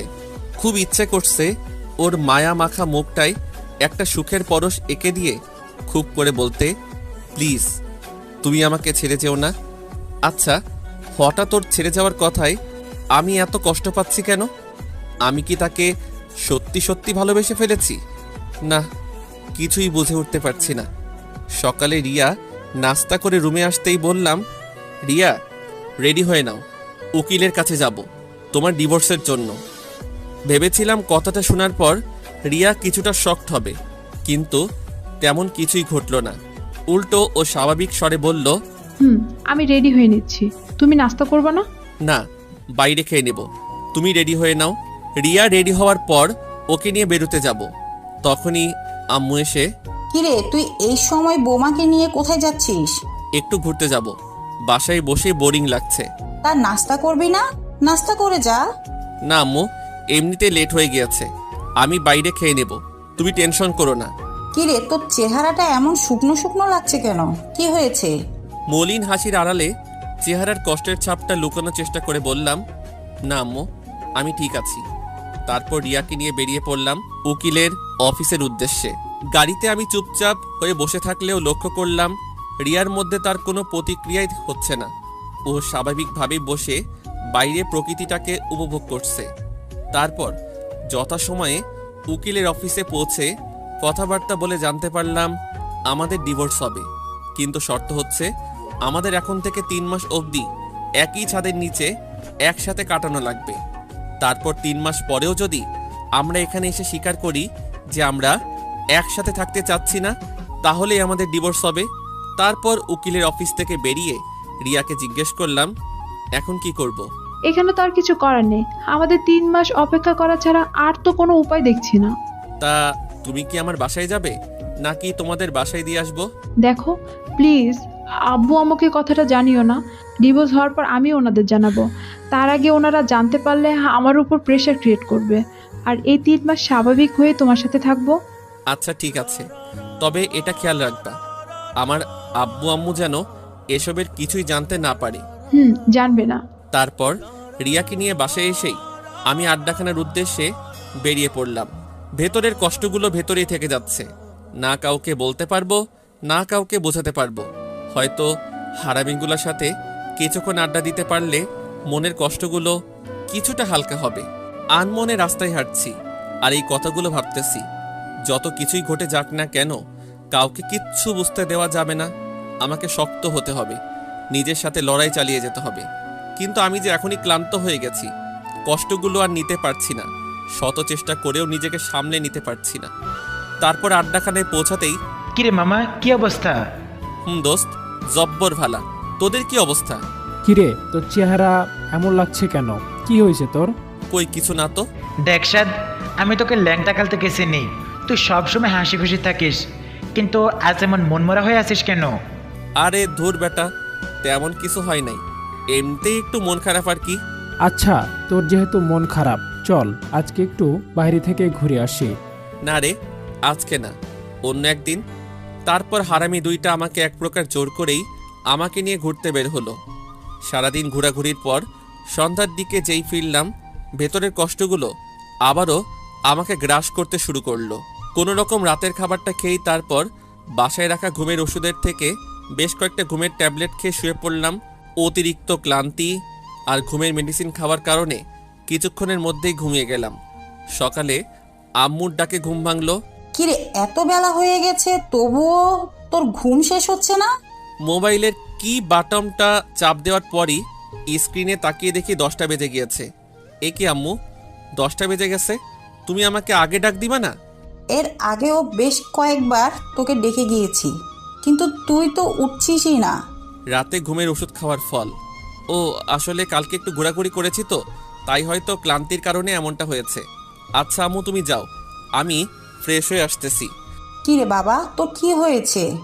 কালকে সকাল থেকে লক্ষ্য করছি তুই কেমন যেন হয়ে গেছিস। আরে আম্মু, কিচ্ছু হয় নাই, আমি ঠিক আছি। এই, আমি না তোর মা, আমাকে বল না তোর কি হয়েছে। আম্মু আমি ঠিক আছি, আমার কিচ্ছু হয়নি। কথাটা বলার সাথে সাথেই আম্মু এক প্রকার রাগ দেখিয়েই আমার রুম থেকে বেরিয়ে গেল। এই আম্মুটা না একদমই আমার কথা বিশ্বাস করছে না। এই মা জাতিটা না বড়ই অদ্ভুত। আপনি ভালো থাকার অভিনয়টা সবার সামনে করতে পারলেও এই মায়ের সামনে এসে আপনি হেরে যাবেন। আপনার অভিনয়টা রাতারাতি চোখে ধরা পড়ে যাবে। প্রায় 15 দিন পর, এই 15 দিন আমি আর রিয়া একই ছাদের নিচে থেকেছি ঠিকই, কিন্তু আমাদের মধ্যে কোনো কথাই হতো না। যে যার মতো থাকতাম। অবশ্য প্রথম দিকে আমি ওর সাথে নিজে থেকে কথা বললেও ও সব সময় আমাকে ইগনোর করত, আমাকে অবহেলা করত। এক কথায় আমাকে তার বিরক্ত লাগতো। তাই এখন আর আমিও তাকে বিরক্ত করি না। রাতে খাবার খেয়ে রুমে আসতেই রিয়া বলে উঠল, সাদ, কালকে একটু আমার ফ্রেন্ডের বাসায় যাওয়া লাগবে, খুব অসুস্থ, তাই একটু দেখতে যাব। আমাকেও যেতে হবে, আম্মুকে নিয়ে যাও। না না, আমি একাই যেতে পারবো। সে কি, একা কিভাবে যাবে? আচ্ছা ঠিক আছে, আমি তোমায় নিয়ে যাব। দেখো, তোমার সাথে আমার ডিভোর্স হয়ে গেছে, কয়েকদিন পর কাগজটা পেলে আমরা দুজন দূরে আসতাম। প্লিজ, আমি এখন। এতটুকু বলেই রিয়া থমকে গেল। কি ব্যাপার, কি হয়েছে, এমন করতেছ কেন? রিয়া কিছু বলতে পারছে না, শুধু আমার পিছনের দিকে তাকিয়ে কেমন যেন করতেছে। আমি হুট করে পিছনের দিকে তাকাতেই দেখি আম্মু আমার পিছনে দাঁড়িয়ে আছে। তার মানে কি আম্মু আমাদের সব কথা শুনে ফেলেছে? পায়ের নিচ থেকে মাটি সরে যেতে লাগলো, চারদিকটা কেমন যেন অন্ধকার হয়ে যেতে লাগলো। আম্মুকে এখন কি বলবো, আমার মাথায় কিছুই আসতেছে না। আম্মু কিছু। আমি হুট করে পেছনের দিকে তাকাতেই দেখি আম্মু আমার পেছনে দাঁড়িয়ে আছে। তার মানে কি আম্মু আমাদের সব কথা শুনে ফেলেছে? পায়ের নিচ থেকে মাটি সরে যেতে লাগলো, চারদিকটা কেমন যেন অন্ধকার হয়ে যেতে লাগলো। আম্মুকে এখন কি বলবো, আমার মাথায় কিছুই আসতেছে না। আম্মু কিছু করতেছে না, শুধু চুপচাপ দাঁড়িয়ে একবার আমার দিকে আর একবার রিয়ার দিকে তাকাচ্ছে। তারপর হঠাৎ করে আম্মু আমাদের কিছু না বলে রুম থেকে চলে গেল। আই এম সরি, আমি ভাবিনি এমনটা হয়ে যাবে। আচ্ছা তুমি ঘুমাও, আমি আম্মুর কাছে যাচ্ছি। শোনো, আমি কি তোমার সাথে আসবো? না, তোমার আসার দরকার নেই, তুমি ঘুমাও। কথাটা বলে আমি আম্মুর রুমের দিকে পা বাড়ালাম। আম্মুর রুমে প্রবেশ করতেই দেখলাম আম্মু হুইল চেয়ারে বসে দোল খাচ্ছে। আমি আম্মুর কাছে যেতেই আম্মু চেয়ার থেকে উঠে দাঁড়িয়ে বলল, ছাদে আয়। তারপর আম্মু ছাদের দিকে যাওয়ার জন্য পা বাড়ালো, আর আমিও আম্মুর সাথে সাথে ছাদে পৌঁছালাম। আমাকে জানালি না কেন? আম্মু, তুমি কষ্ট পাবে তাই। তো আজ না হয় কাল তো এটা সবাই জানবে। কিন্তু যে কয়েকদিন এটা চাপা থাকবে ততদিনই তো তোমরা একটু হাসি খুশি থাকতে পারবে। আম্মু প্লিজ, তুমি এই বিষয়টা আর অন্য কাউকে জানিও না। আচ্ছা, তোদের সমস্যাটা কি? আম্মু প্লিজ, এসব জানতে চেও না। তুমি প্লিজ এই কথাটা আর কাউকে বলো না। আচ্ছা, তবে এটা ঠিক করছিস না। কথাটা বলেই আম্মু ছাদ থেকে নিচে চলে যেতে লাগলো। পরের দিন সকালে নাস্তা করে রিয়া তার বান্ধবীর বাড়ি যাওয়ার জন্য রওনা হয়ে গেল। তারপর প্রায় বিকেলের দিকে বাসায় আসলো। রিয়া বাসায় আসতে আমি আড্ডাখানার উদ্দেশ্যে বেরিয়ে পড়লাম। আড্ডাখানা যাওয়ার পথে আমার এক স্কুল ফ্রেন্ড ইকবালের সাথে দেখা। আরে স্যার, তুই কেমন আছিস? ভালোই। তোর কি অবস্থা? ভালো। তা তোকে তো দেখাই যায় না, থাকিস কোথায়? আরে দোস্ত, ভৈরব হাজি আসমত কলেজে অ্যাডমিট হয়েছিলাম। এখন তো বাসা থেকে গিয়ে প্রতিদিন কলেজ করা সম্ভব না, আর নানার বাড়ি তো ভৈরবেই, তাই নানু বাড়িতে থেকেই পড়াশোনাটা চালাতে হচ্ছে। ও আচ্ছা। তারপর তোর কি অবস্থা? শুনলাম বিয়ে করে নিয়েছিস। তা মামা, ভাবিটাকে তো দেখাইলি না। তোর ভাবিকে তো আগেই দেখেছিস। মানে? রিয়াই তোর ভাবি। কি? তার মানে তুই যার সাথে রিলেশনে গিয়েছিলি? কিন্তু আমি তো সকালের দিকে খালার বাসা থেকে আসার সময় রিয়াকে দেখলাম অন্য একটা ছেলের সাথে একই রিক্সায় ঘুরতেছে। ওর কথাটা শোনা মাত্রই ভেতরটা কেমন যেন কেঁপে উঠল। আরে না, কি বলিস, রিয়া তো রিয়ার বান্ধবীর বাসায় গিয়েছে। তুই হয়তো ভুল দেখেছিস। আরে না বেটা, আমার নিজ চোখে দেখছি। তাহলে হয়তো ওর আত্মীয় টাত্মীয় হবে। আচ্ছা দোস্ত, তাহলে চল আড্ডাখানায়। আরে দোস্ত, আমার একটু বাজারের ভেতরে কাজ আছে। ওহ আচ্ছা, ঠিক আছে, ভালো থাকিস। তুইও। তারপর আমিও আড্ডাখানার উদ্দেশ্যে পা বাড়ালাম। মাথাটা কেমন যেন ঘুরছে। তাহলে রিয়া কি আমাদের মিথ্যা বলল? ও কি কারোর সাথে রিলেশনে জড়িয়ে গিয়েছে? না না, এটা কিভাবে সম্ভব? ও তো এমনটা করলেও অন্তত আমি টের পেতাম না। কিছুই ভাবতে পারছি না, সব কিছুই যেন মাথার উপর দিয়ে যাচ্ছে। না, কিছুই ভালো লাগছে না। তাই আড্ডাখানায় না গিয়ে আবার বাসার দিকে পা বাড়ালাম। বাসায় পৌঁছে আমার রুমে যেতেই দেখি রিয়া বিছানায় শুয়ে টিভি দেখছে। আমি টিভির রিমোটটা হাতে নিয়ে টিভিটা অফ করে দিতে রিয়া বলে উঠল, কি ব্যাপার, টিভি অফ করলা কেন? তুমি তোমার কোন ফ্রেন্ডের বাসায় গিয়েছিলে? কেন? জানতে চাচ্ছি আর কি। আমি তোমার সব প্রশ্নের উত্তর দিতে বাধ্য নই। হ্যাঁ সেটাই তো, কারণ আমার সব প্রশ্নের উত্তর দিতে গেলে তো তোমার সব কুকর্ম ধরা পড়ে যাবে। কি বাজে কথা বলছো? তুমি তোমার কোনো মেয়ে ফ্রেন্ডের বাসায় যাওনি। তুমি কার সাথে ঘুরতে বের হয়েছিলা? কোন নাগরের সাথে? দেখো সাদ, তুমি কিন্তু সীমা অতিক্রম করছো। আমি আফরিনের বাসায় গিয়েছিলাম, ও অসুস্থ। তুমি আফরিনকে কল দিয়ে জানতে পারো। পকেট থেকে মোবাইলটা বের করে আফরিনকে কল দিলাম। কল রিসিভ হতেই, আসসালামু আলাইকুম। ওয়ালাইকুম আসসালাম। ভাইয়া কেমন আছেন? জীবন ভালো। শুনলাম তুমি নাকি অসুস্থ। জি ভাইয়া, একটু সিক। আচ্ছা, রিয়া তোমাকে দেখতে যাওয়ার কথা ছিল, ও কি তোমার ওখানে গিয়েছিল? জি ভাইয়া, সকালে এসেছিল। ও আচ্ছা, ঠিকঠাক সময় মেডিসিন খেয়ে নিও। রাখছি তাহলে। তারপর লাইনটা কেটে দিতেই, এবার বিলিভ হয়েছে তো? দেখো, আমাদের আর কিছুদিন পরে ডিভোর্স হয়ে যাবে। এর আগে আর আমি কোনো ঝামেলা চাচ্ছি না। কথাটা বলে রিয়া রুম থেকে বেরিয়ে গেল। আমারও ভালো লাগছিল না, তাই বিছানায় শুয়ে পড়লাম একটু বিশ্রামের জন্য। কিন্তু মাথা থেকে একটা বিষয় কিছুতেই যাচ্ছে না। ইকবাল কি তাহলে সত্যিই ভুল দেখলো? 21 দিন পর রাত প্রায় 3টা। কোনো এক অজানা কারণে ঘুম ভেঙে গেল। হঠাৎ বিছানার দিকে চোখ দিতেই দেখি রিয়া বিছানায় নেই। কি ব্যাপার, এত রাতে রিয়া কোথায় যাবে? মুহূর্তের মধ্যেই আবার ভাবলাম হয়তো টয়লেটে গিয়েছে। কথাটা ভেবেই আবার চোখের পাতা বন্ধ করে ঘুমানোর চেষ্টা করলাম। কিন্তু রহস্যময় ব্যাপার হলো, আমার কেন যেন মনে হচ্ছিল কিছু একটা ঝামেলা আছে। না, একটু সজাগ থেকে দেখি তো। টয়লেটে গেলে তো 15 মিনিটের বেশি লাগার কথা না। 20 মিনিট হয়ে যাওয়ার পরও রিয়া কোনো খোঁজ খবর নাই। বিছানা থেকে উঠে দৌড় পায়ে আস্তে আস্তে টয়লেটের দরজার কাছে গিয়ে দরজায় কান রাখতেই যা শুনলাম তা শোনার জন্য মোটেও প্রস্তুত ছিলাম না। ভেতরে যা যা ঘটছে, রিয়া সম্ভবত কারোর সাথে সম্পর্ক জড়িয়ে গিয়েছে, আর তার সাথে মোবাইলে কলের মাধ্যমে কথা বলছে। বাবু, তুমি একদম টেনশন করো না তো। সাদের সাথে আমার ডিভোর্সটা হয়ে গেলে আমরা বিয়ে করে নিব। কি বলে তুমি এসব? আমি টেনশন করব না তো কে করবে? তোমাকে অন্যের ঘাড়ে রেখে আমি কিভাবে টেনশন মুক্ত থাকি তুমি বলো। আমি বুঝি তো তোমার কষ্ট হয়, কিন্তু আমিও তো তোমাকে ছাড়া ভালো নেই। আর মাত্র 2 মাস 9 দিন, তারপরে আমরা এক হয়ে যাব। না, কথাগুলো আর শুনতে পারছি না। দরজার কাছ কানটা সরিয়ে নিলাম। ভেতরটা কষ্টে আর ঘৃণায় ফেটে যাচ্ছে। আমি কিনা তাকে হারানোর যন্ত্রণা শেষ হয়ে যাচ্ছিলাম। দরজার সামনে দাঁড়িয়ে আছি, প্রায় 10 মিনিট হয়ে গেছে। কিছুক্ষণ পরে রিয়া টয়লেট থেকে বের হতে আমাকে দেখে ধমকে গেল। ভয়ের তো চেহারা নিয়ে রিয়া আমার দিকে এক দৃষ্টিতে তাকিয়ে আছে। স্বাভাবিক হয়ে, কি ব্যাপার, এত ভয় পাচ্ছ কেন? কি হয়েছে? কই না তো। আরে কি হয়েছে আমাকে বলো, ভয় পাইছো? আরে ভয় পেও না, আমি আছি তো, যাও গিয়ে শুয়ে পড়ো। আপনারা কি ভাবছেন এত বড় একটা কাহিনী হয়ে গেল আর আমি ওকে কিছুই বলিনি কেন? কারণ আমি এই কাহিনীটা অনেক আগেই জেনে গিয়েছি। যেদিনও প্রথম আমাকে ডিভোর্সের কথা বলছিল, ওই দিনই আমার সন্দেহ হয়েছিল যে কিছু তো একটা গন্ডগোল আছে। তারপর ইকবালের কথাটা শোনার পর আমার সন্দেহটা আরও তীব্র আকার ধারণ করলো। তারপর রিয়ার ফ্রেন্ড আফরিনকে কল দেওয়ার পর রিয়া আমার সাথে রাগ দেখিয়ে রুমের বাইরে যাওয়ার পর আমি আবারও আফরিনকে কল দিয়েছিলাম। আর আফরিনকে আমি বলি যে, আফরিন, রিয়া কখন বাসায় আসবে? সে কি, রিয়া তো সেই কখন চলে গিয়েছে, এখনো বাসায় পৌঁছায়নি। বলো কি, রিয়া তোমার বাসা থেকে কয়টার দিকে বের হয়েছে?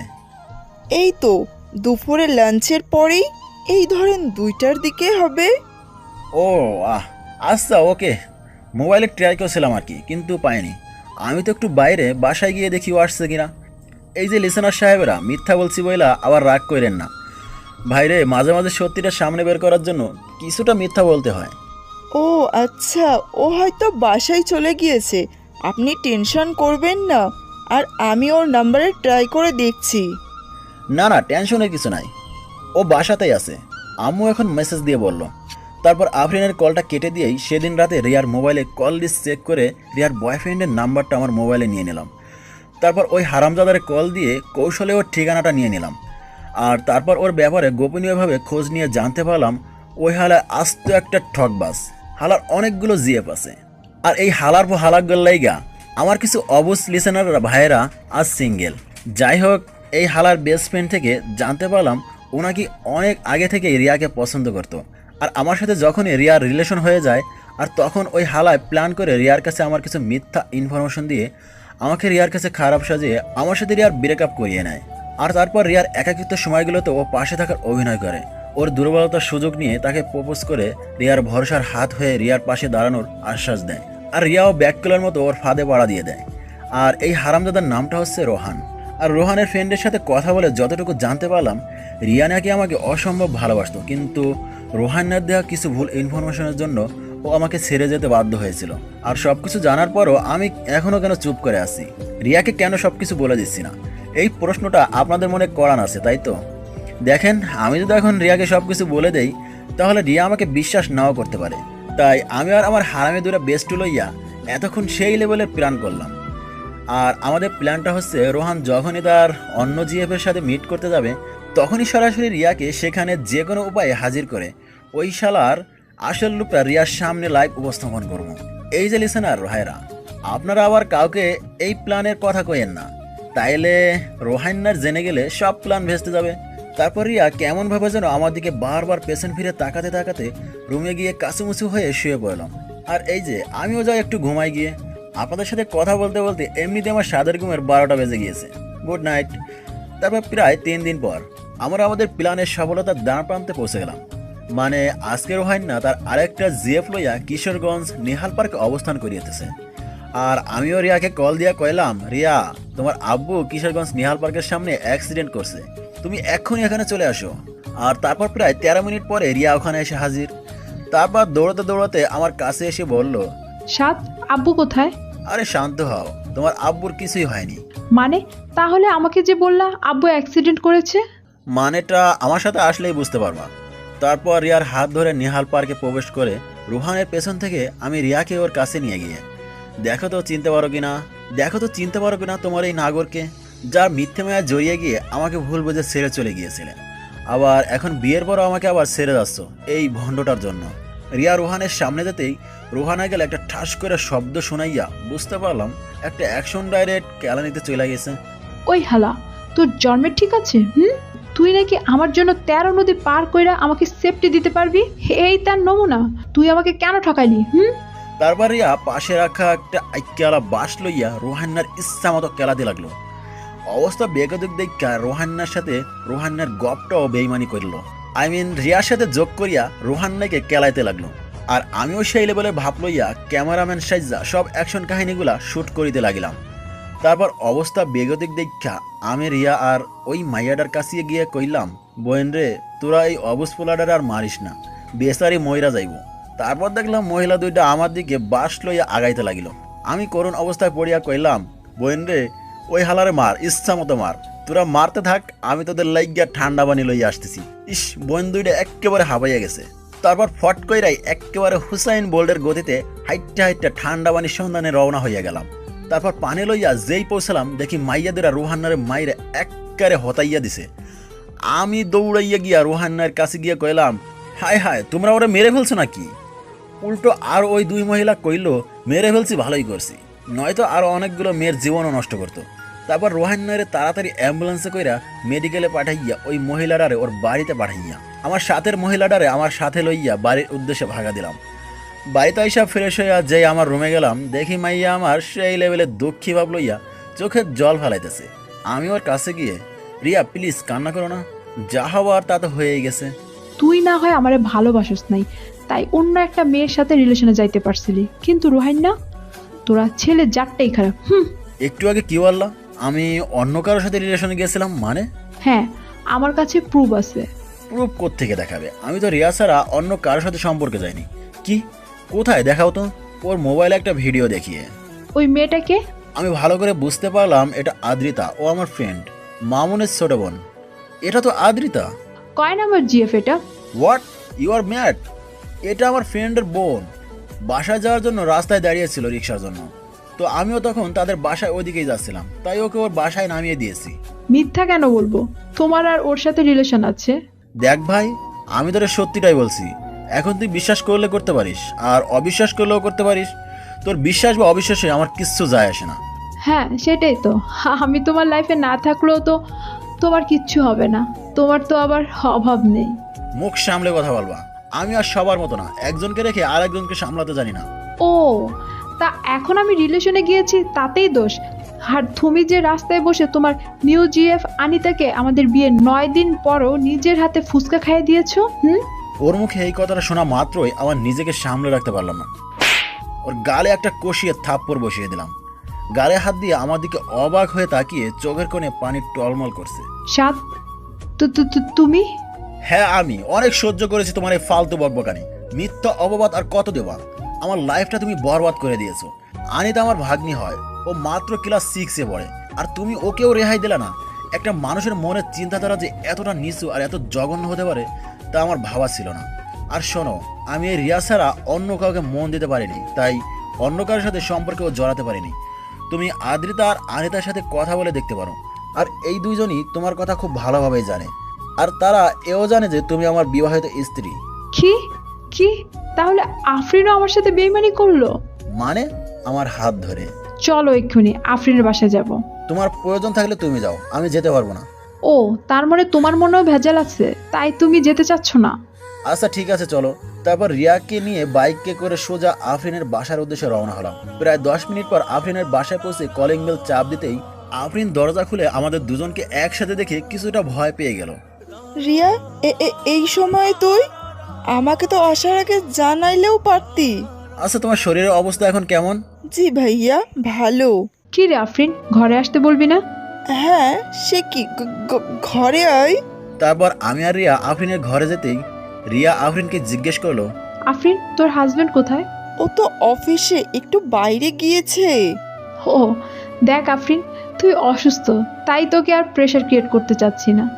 তুই শুধু এতটুকু বলে দে যে আমি তোর কোনো ক্ষতি করেছি কিনা, যার জন্য আমাকে তুই এত বড় শাস্তি দিলি। আমি এবার কি করলাম? তুই গত মাসে আমাকে কয়েকটা ছবি দেখিয়েছিলি যেখানে সাদ আনিকাকে ফুচকা খাইয়ে দিচ্ছে, আর তুইও বলেছিলি যে সাদের সাথে নাকি আনিতার সম্পর্ক রয়েছে, আর এটা তুই আনিতার মুখ থেকে জেনেছিলি। চুপ হয়ে নিজের দিকে তাকিয়ে বসে আছে। কি ব্যাপার, কিছু বলছিস না যে? তুই আমার সাথে এটা কেমনে করলি? অন্তত তুই তো জানতিস আমি সাদকে যে কতটা ভালোবাসতাম। ওর সাথে সম্পর্ক যাওয়ার কিছুদিন পরেই রোহান আমাকে আজে বাজে কিছু মিথ্যা নাটক সাজিয়ে আমার কাছে সাদকে খারাপ বানিয়ে দেয়, আমাকে সাদের জীবন থেকে সরিয়ে দিয়েছিল। ভেবেছিলাম বিয়ের পর অন্তত সাদকে আমি আমার রূপের জালে ফাঁসিয়ে আমার প্রেমে ফেলে দিব। ভাবতাম ও তো অন্য কারোর সাথে রিলেশন বিয়ের আগে করেছে, বিয়ের পর তো অনেকেই আছে যারা ভুলে যায়। অথচ দেখ সাদ কিন্তু আমি ছাড়া কখনো কারোর সাথে রিলেশনে যায়নি। ওই ছেলেটা আমার সুখের জন্য সব কিছু করেছে, আর বিনিময়ে আমি তাকে শুধু কষ্টই দিয়েছি। তুই জানিস আফরিন ও আমাকে কতটা ভালোবাসে? দেখ না, তুই আমাদের বিয়ের 9 দিনের মাথায় যখন আমাকে জানিয়েছিলি সাদ আনিতার সাথে রিলেশন করে, তারপর আবারও আমার মন ভেঙে গেল। জানিস, অনেক কান্না করেছি সেদিন। যেই মানুষটাকে এত ভালোবাসি সেই মানুষটার কাছে নিজ থেকে ডিভোর্স চেয়েছি, আর ও আমার দুঃখের জন্য আমাকে ডিভোর্স দিতেও রাজি হয়েছে। আর ওর আম্মুর কাছে এই দোষ নিজের ঘাড়ে চাপিয়েছে। আমাকে ওর আম্মুর কাছে ভালো মেয়ে হিসেবে রেখে দিয়েছে, অথচ দেখ ওর আম্মু এই কারণে ওর সাথে কথা বলা বন্ধ করে দিয়েছে। একটা মানুষকে আর কত কষ্ট দেওয়া যায় বলতো? আচ্ছা আফরিন, তোর উপর আমার কোনো প্রতিশোধ নেওয়ার ইচ্ছে নেই, শুধু এতটুকু আমি জানতে চাই, আমি তোর কি এমন ক্ষতি করেছিলাম যে তার জন্য তুই আমাকে এত বড় একটা শাস্তি দিলি? বল, এত বড় একটা শাস্তি দিলি কেন? এখানে তোর কোনো দোষ নেই, এখানে পুরো দোষটাই আমার। গত মাসে তোর ভাই কিডনির সমস্যার জন্য মেডিকেলে ভর্তি করিয়েছিল।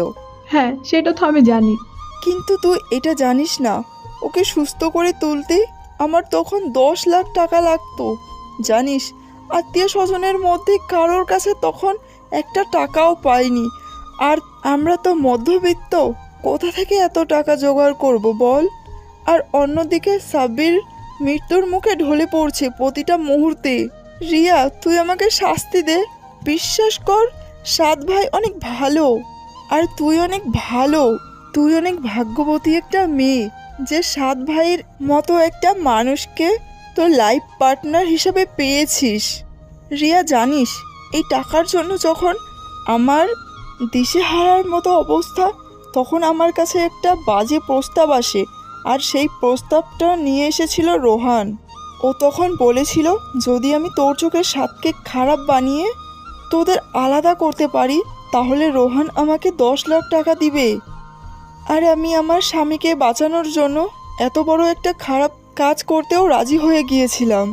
তুই শুধুমাত্র টাকার জন্য? ছি, তুই আমাকে বলতে পারতি, আমি তোকে টাকা দিতাম। আমাকে মাফ করে দে, আমি খুব বড় অন্যায় করে ফেলেছি। আফরিনের কথায় কান্না দিয়ে আমার হাত ধরে বলল, সাত, চলো বাসায় যাব। তারপর রিয়াকে নিয়ে বাসায় চলে আসলাম। রাতে বিছানায় শুয়ে আছি, এমন সময় রিয়া এসে আমার পা জড়িয়ে ধরে কান্না করতে করতে বলল, সাত, আমার ভুল হয়ে গিয়েছে, আমাকে ক্ষমা করে দাও। দেখো, যা হবার তা হয়ে গিয়েছে, এখন আর আমার কিছুই করার নেই। ডিভোর্স পেপারটা হাতে আসলে আমি সাইন করে তোমাকে মুক্তি দিয়ে দেব। দেখো, যা হবার তা হয়ে গিয়েছে, এখন আর আমার কিছুই করার নেই। ডিভোর্স পেপারটা হাতে আসলে আমি সাইন করে তোমাকে মুক্তি দিয়ে দেব। চাঁদ, আমি তো ইচ্ছে করে কিছু করিনি, আর আমি তো তোমায় ভালোবাসি। দেখো, আমি তোমার কোনো কথা শুনতে চাই না, প্লিজ আমাকে আমার মতো থাকতে দাও। আচ্ছা, তুমি খাটে ঘুমিয়ে যাও, আমি নিচে ঘুমাবো। তারপর রিয়ার কথার কোনো উপেক্ষা না করেই আমি নিচে বিছানায় শুয়ে পড়লাম। পরের দিন সকালে নাস্তা করে বাইরে বেরোতে যাব, ঠিক তখন রিয়া আমার সামনে এসে আমাকে হঠাৎ করে জড়িয়ে ধরে হু হু করে কান্না করে দিল। এই, কি হয়েছে? এমন বোকার মতো কান্না করতেছো কেন? প্লিজ আমায় ছেড়ে দিও না, আমি তোমায় অনেক ভালোবাসি। শোনো, একটা মানুষকে শুধুমাত্র ভালোবাসলেই হয় না, তার প্রতি বিশ্বাস আর ভরসাটাও রাখতে হয়, যেটা তোমার মধ্যে নেই। সাদ, আমি তোমায় অনেক বিশ্বাস করি। বিশ্বাস? তাও তুমি এই আমাকে? How funny. শোনো, ভালোবাসার মানুষটা ভুল করলেও তাকে শুধরানোর একটা সুযোগ দিতে হয়, তার পাশে থেকেও ওই ভুল পথ থেকে তাকে ফিরিয়ে আনতে হয়। আর তাতেও যদি সেই মানুষটার মধ্যে কোনো পরিবর্তন না ঘটে তাহলে তাকে ছেড়ে দেওয়াটাই শ্রেয়। কিন্তু তুমি কি করছো? দেখো, আমাকে একবারের মতো মাফ করে দাও, আমি আর কখনো এমন ভুল করব না, প্রমিস। মাপ? তাও তোমায়? কই, আমাকে তো তুমি মাফ করনি। আমি তো তোমায় বলেছিলাম আমার আম্মু হার্টের রোগী, আমার আম্মু এটা সইতে পারবে না। তুমি আমাকে ডিভোর্স দিও না, আমি তোমার সব কথাই শুনবো, তোমার কোনো প্রকার কষ্টের কারণ হব না। আমাকে তো তুমি একটা সুযোগও দাওনি। আচ্ছা, আমি তো কোনো ভুল করিনি, তাও তুমি আমায় শাস্তি দিয়েছো। তুমি ফিরিয়ে দিতে পারবে আমার কষ্টের সেই রাতগুলো? ফিরিয়ে আনতে পারবে আমার আর আম্মুর সেই বন্ধুমহল সম্পর্কটাকে? আমার আম্মুর চোখের জলের মূল্য তুমি রিয়া দিতে পারবে না। আমার আম্মু তো কোনো ভুল করেনি, তোমাকে সে নিজের মেয়ের থেকেও বেশি ভালোবাসতো আর ভরসা করতো, আর সেই মানুষটার চোখের পানিও তোমার হৃদয়টাকে নরম করতে পারেনি। আমাকে তুমি যে শাস্তি দেবে আমি মাথা পেতে নেব, তবুও আমাকে ছেড়ে দিও না প্লিজ। আই এম সরি, তোমার শাস্তি একটাই, তুমি আমার জীবন থেকে চলে যাও। কথাটা বলেই আমি বাইরে চলে আসলাম। রুবেলকে আর হাবিবকে কল দিয়ে আড্ডাখানা আসতে বললাম। আমিও আড্ডাখানায় চলে গেলাম। তারপর ওদের সাথে আড্ডা দিয়ে দুপুরের দিকে বাসায় ফিরে গোসল করে দুপুরের খাবার খেয়ে একটু বিশ্রাম নিচ্ছিলাম। তখনই খেয়াল করলাম রিয়া রুমে এসে নীরবে চোখের জল ফেলতেছে। হঠাৎ করে কেমন যেন একটু মায়া হলো। আমিও উঠে তার কাছে গিয়ে বসলাম। তারপর ওকে বললাম, দেখো রিয়া, কান্না করলে আর এখন কোনো লাভ হবে না। এত সুন্দর চেহারাটা শুধু শুধু খারাপ করো না। আমি এদিকে কান্না করতেছি আর তুই মজা লস? লে খোকা, আমি মজা নিলাম কই? আমি তো তোমাকে ভালো উপদেশ দিচ্ছি।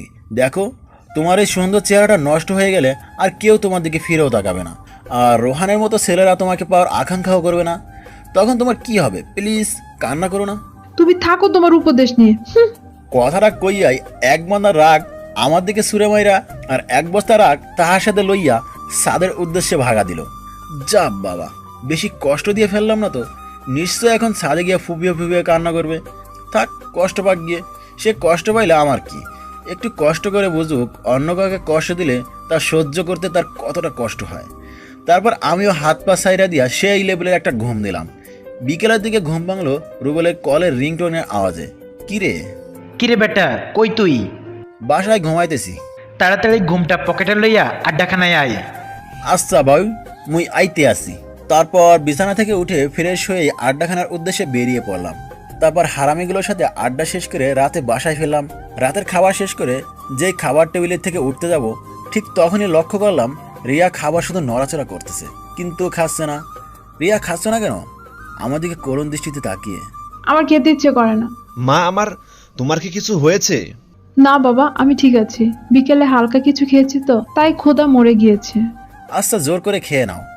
কথাটা বলেই আমি আমার রুমে এসে কানে হেডফোন গুঁজে গান শুনতে শুনতে ঘুমিয়ে পড়লাম। 3 দিন পর রাতে বিছানায় শুয়ে আছি, এমন সময় রিয়া আমার কাছে এসে বলল, আমার কিছু বলার ছিল। বলো। তুমিই তো বলো, ছেড়ে যাওয়া না, মানিয়ে নেওয়াটাই ভালোবাসা। তাহলে তুমি আমাকে এখন ছেড়ে দিচ্ছ কেন? দেখো, তুমি যদি ভুল করতে বা আমার শুধু মাত্র ছেড়ে যেতে, তাহলে আমি তোমায় মানিয়ে নিতাম। কিন্তু তুমি তো আমাকে শুধু ছেড়ে যাওনি, আমাকে দিনের পর দিন ঠকিয়েছো। বিয়ের আগে না হয় আমাকে কিছু না বলে তুমি ছেড়ে গিয়েছিলে, কারণ আমি শুধুমাত্র একাই কষ্ট পেতাম। কিন্তু বিয়ের পর তুমি শুধু আমাকে ছেড়ে যাচ্ছিলে না, ছেড়ে যাচ্ছিলে আমার মা বাবা সবাইকে। তাদের বিশ্বাসের বুকে তুমি নিজ হাতে ছুরি চালিয়েছ। তারপরও আমি সব কিছু মেনে নিতাম, কিন্তু তুমি আমাকে ছেড়ে গিয়ে অন্য কারোর সাথে সম্পর্কে জড়িয়ে গিয়েছো।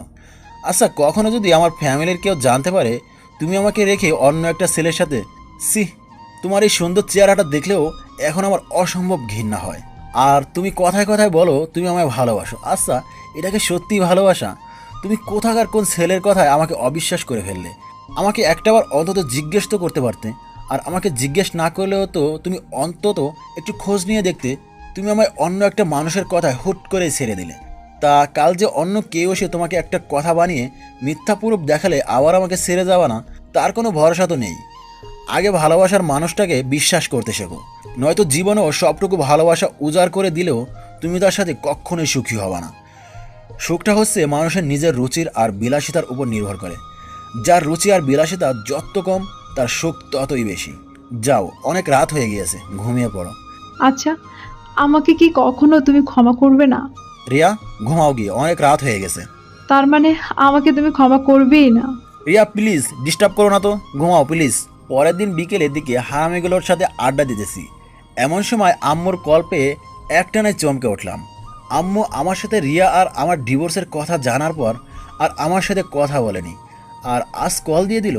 আমি তাড়াহুড়ো করে কলটা রিসিভ করতেই ওপাশ থেকে আম্মু ভয়তে কণ্ঠে বলে উঠল, স্যার বাসায় আই এক্ষুনি। রিয়া কেমন যেন করছে, মনে হয় উল্টাপাল্টা কিছু খেয়েছে, ওর অবস্থা খুবই খারাপ, তুই তাড়াতাড়ি আয়। আমি আর এক মুহূর্তের জন্য দেরি না করে বাসার উদ্দেশ্যে দৌড় দিলাম। আমার এমন পাগলামো দেখে রুবেল আর হাবিব ও আমার সাথে সাথে দৌড় দিল। সাদ, কি হয়েছে? কিছু বলতে পারছি না, শুধু দৌড়াচ্ছি। সাদ প্লিজ, কি হয়েছে বল। প্লিজ তোরা আমার সাথে আয়, রিয়ার যেন কি হয়েছে। তারপর বাসায় পৌঁছে যেই রিয়ার কাছে গেলাম, দেখি ওর মুখ দিয়ে লালা বের হচ্ছে আর অনেক বমি করতেছে। ওকে আমি কোলে নিতেই ওর হাত থেকে বিষের একটা ছোট বোতল ফ্লোরে পড়ল। সাদ, আমি গাড়ি বের করে আনছি, তুই রিয়াকে বাইরে নিয়ে আয়। তারপর রিয়াকে কোলে নিয়ে আমি গাড়িতে উঠিয়ে মেডিকেলের উদ্দেশ্যে রওনা হলাম। মেডিকেলে পৌঁছে তাড়াহুড়ো করে রিয়াকে ইমার্জেন্সিতে ভর্তি করালাম। আমি অপারেশন থিয়েটারে বাইরে বসে আছি, এমন সময় আব্বু এসে আমার কাছে এসে আমার পিঠে হাত রেখে, চিন্তা করিস না বাবা, সব ঠিক হয়ে যাবে। একটা দীর্ঘশ্বাস ছেড়ে, ওর কিছু হয়ে গেলে আমি ওর আব্বু আম্মুকে কি জবাব দেব? এই তুই এমন ভাবে বলছিস কেন? সব ঠিক হয়ে যাবে তো। তাই যেন হয়। প্রায় ঘন্টাখানেক পরেই অপারেশন থিয়েটার থেকে ডক্টর বেরিয়ে আসলো। আমি ডক্টরের কাছে গিয়ে জিজ্ঞেস করলাম, ডক্টর, রোগীর কি অবস্থা? আপনারা সঠিক টাইমে নিয়ে আসতে পেরেছেন, তাই রোগীর তেমন কোনো প্রবলেম হয়নি। রুহি ঠিক আছে, আপনি চাইলেও একা গিয়ে ওনার সাথে দেখা করতে পারেন, তবে লক্ষ্য রাখবেন রুগী যেন বেশি কথা না বলে। তারপর আমি রিয়ার কাছে যেতেই দেখি রিয়া নিথর হয়ে বেডে শুয়ে আছে। আমি ওর কাছে গিয়ে ওর কাছে বসে ওর মাথায় হাত বুলাতে বুলাতে বললাম, এখন কি কিছুটা ভালো লাগছে? তুমি এই বোকামোটা না করলেও পারতে, যদি কিছু একটা হয়ে যেত। তাহলে তো ভালোই হতো, সবাই মুক্তি পেয়ে যেত। আমার মতো মেয়েদের এই পৃথিবীতে না থাকাটাই ভালো। অন্তত আমার জন্য অনেকগুলো মানুষের জীবনের সুখগুলো হারিয়ে যেত না। তোমরা মেয়েরা একটা জিনিস খুব ভালো পারো, সেটা কি জানো? অভিমান। এই অভিমানটা কখনো অন্য কারোর উপর দেখিয়ে বেশ কয়েকটা মানুষের জীবন বিপদে ফেলে দাও, আবার কখনো নিজের উপর দেখিয়ে বোকার মতো নিজেকে শেষ করে দাও। আচ্ছা, তোমরা কি এটা করতে পারো না যে যেই ভুলগুলোর জন্য আজকে তোমার জীবনটাকে শেষ করে দিতে হচ্ছে, নিজের অভিমানটাকে কাজে লাগিয়ে সেই ভুলগুলো শুধরে নিতে পারো না? একটা কথা সবসময় মনে রাখবে, হেরে যাওয়া না, লড়াই করে বেঁচে থাকার নামই জীবন। আমি কার জন্য লড়াই করব, কার জন্যই বেঁচে থাকবো?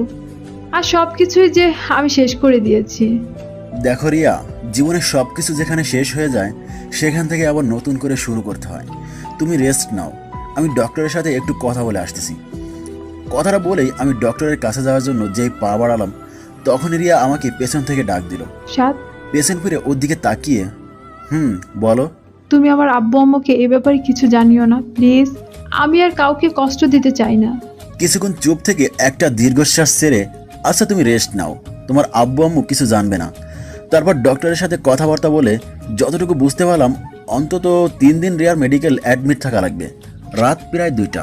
আমি রিয়ার পাশে বসেই বেডের উঁচু মাথাটা হাত দিয়ে তার উপর মাথা রেখে ঘুমিয়ে গিয়েছি। রিয়ার ঝাঁকুনিতে ঘুম ভাঙলো।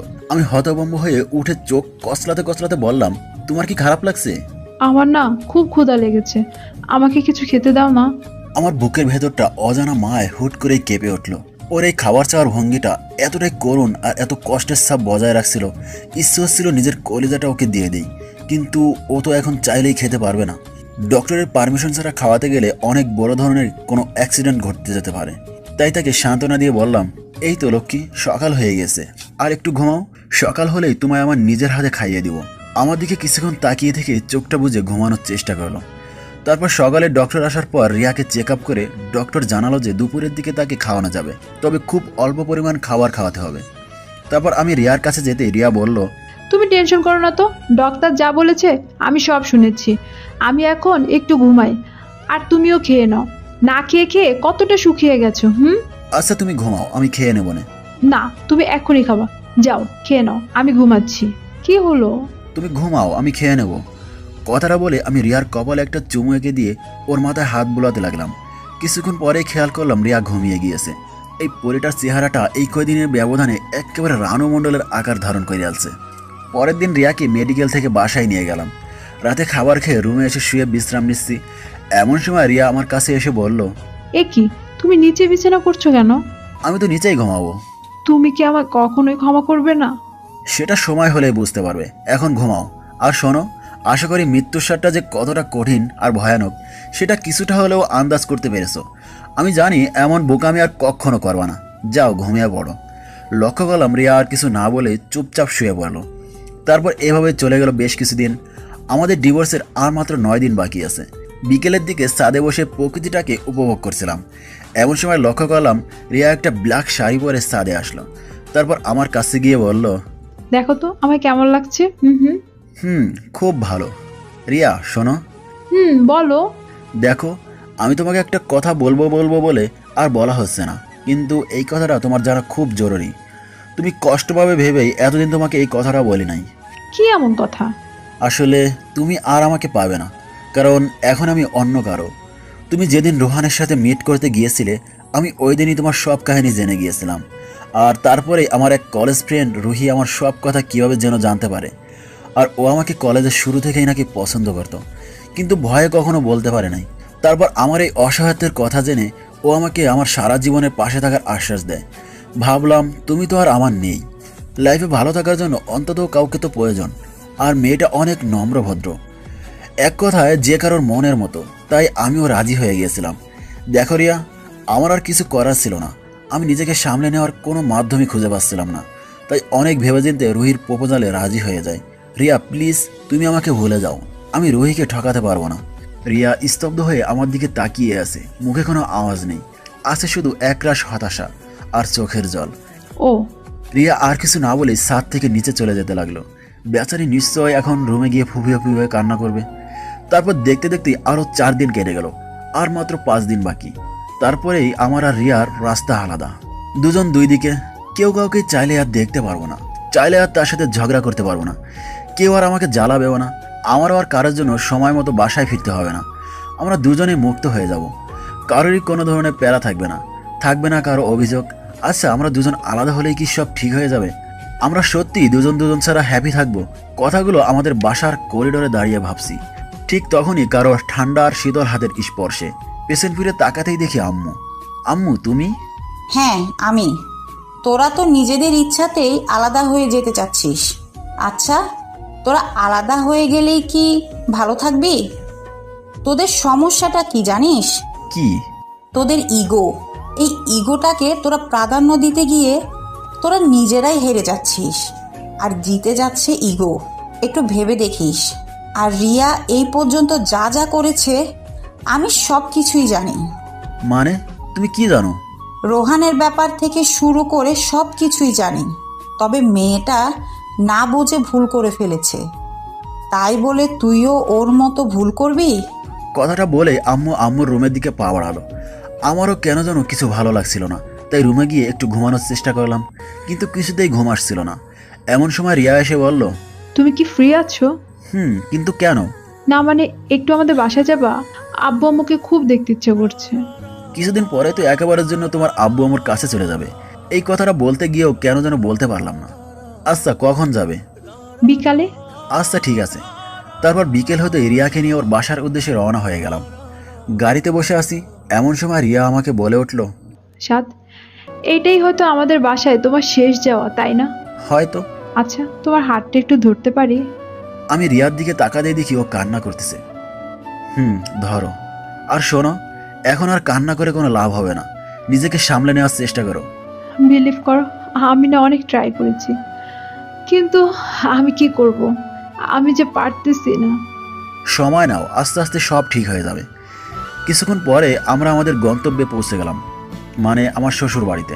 তারপর শ্বশুর বাড়িতে যেই পা রাখলাম, আমার মহামান্য শ্বশুর মশাই আমাকে দেখিবার মাত্রই মুখে একটা গট্টি হাসি বজায় রেখে আমার দিকে এগোতে এগোতে বলল, আরে আমার জামাই বাবা আসছে, তা এতদিন পর আমার কথা মনে পড়লো? আব্বাজান, আমারও তো আপনার কথা প্রতি মুহূর্তেই মনে পড়ে, তাই তো আপনাকে দেখতে চলে এলাম। তা আব্বাজান, আপনি ভালো আছেন তো? হ্যাঁ বাবা, তুমি চলে আসছো না, এখন তো এমনিতেই ভালো থাকবো। যাও বাবা, ফ্রেশ হয়ে গিয়ে একটু বিশ্রাম করে নাও। তারপর শাশুড়ি আম্মার খোঁজ খবর নিয়ে ফ্রেশ হয়ে রুমে এসে বিশ্রাম নিচ্ছি। এমন সময় শাশুড়ি আম্মা আইসা আমার আব্বু আম্মু সহ আমার 14 গোষ্ঠীর খবর লইয়া আবারও আমার একা রুমে থইয়া আমার শাশুড়ি আম্মা ভাগা দিল। তারপর ঘণ্টাখানেক শ্বশুর বাড়িতে কাটাইয়া আবারও রিয়ারে লইয়া আমাদের বাসার উদ্দেশ্যে রওনা হইলাম। পরের দিন, আর মাত্র 2 দিন। এই 2টা দিনই আমি আর রিয়া একসাথে থাকতে পারবো। তারপরেই সব শেষ। দুপুরের দিকে মোবাইলে কলিং রিংটোনটা বেজে উঠতেই দেখি রুবেলের কল। কি রে সাদ, তুই এখন একটু আমাদের আড্ডাখানায় আয় তো। এখন আসতে পারবো না, আমার ভালো লাগছে না। দোস্ত, খুব জরুরি দরকার, প্লিজ তুই আয়। কি জানো কি ভেবে বলে দিলাম। আচ্ছা ঠিক আছে, আসতেছি। তারপর হাতে টি শার্টটা নিয়েই আড্ডাখানার উদ্দেশ্যে বেরিয়ে পড়লাম। ওখানে যেতেই দেখি রুবেলের সাথে রিয়ার আব্বুও বসা। আমি রিয়ার আব্বুর কাছে গিয়েই, আব্বা আপনি এখানে? তো বাসায় চলেন। উনি দাঁড়িয়ে আমার কাঁধের ওপর হাত দিয়ে একটা দীর্ঘশ্বাস ছেড়ে, না বাবা, বাসায় যাব না। সে কি, কেন? তুমি অন্তত আমাকে জানাতে পারতে, তোমরা নিজেদের ইচ্ছে অনুযায়ী আলাদা হয়ে যাচ্ছ।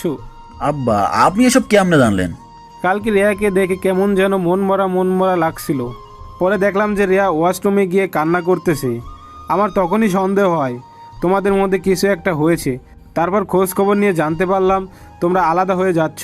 আচ্ছা, তোমাদের সমস্যাটাও আমি জানতে চাই না, শুধু আমার কষ্টটা এখানেই, তোমরা আমাদের কিছু না জানিয়েই। দেখো বাবা, আমি জানি আমার মেয়ের সাথে কেউই খুশি হতে পারবে না, কিন্তু তোমাকে দেখে আমি ভরসা পেয়েছিলাম অন্তত তুমি আমার মেয়েকে বুঝতে পারবে, তাকে কখনো ছেড়ে যাবা না। আচ্ছা, আমার একটু তাড়া আছে, আমি যাচ্ছি। আব্বা শোনেন, রিয়ার আব্বু আমার কথায় কান না দিয়েই গাড়িতে উঠে ওনার মতো উনি চলে গেল। আমিও কোনো কিছু ভাবতে পারছি না, কি থেকে কি হয়ে গেল। পরের দিন রিয়াকে নিয়ে উকিলের অফিসের উদ্দেশ্যে রওনা হয়েছি। আজকে হয়তো আমাদের বিশ্বটা আলাদা হয়ে যাবে, আর মাত্র কয়েকটা মিনিট আমরা স্বামী স্ত্রী হিসেবে থাকব। লক্ষ্য করলাম রিয়া স্তব্ধ হয়ে গাড়িতে বসে আছে। মুখে একটুও হাসি নেই, আছে শুধু হাহাকার, বিষাদের যন্ত্রণার চাপ। মেয়েটা নিজেও কখনো ভাবেনি তাকে একদিন এমন একটা কঠিন পরিস্থিতির শিকার হতে হবে। গাড়ির থেমে যাওয়ার আওয়াজে বাইরে তাকাতেই দেখি আমরা আমাদের গন্তব্যে চলে এসেছি।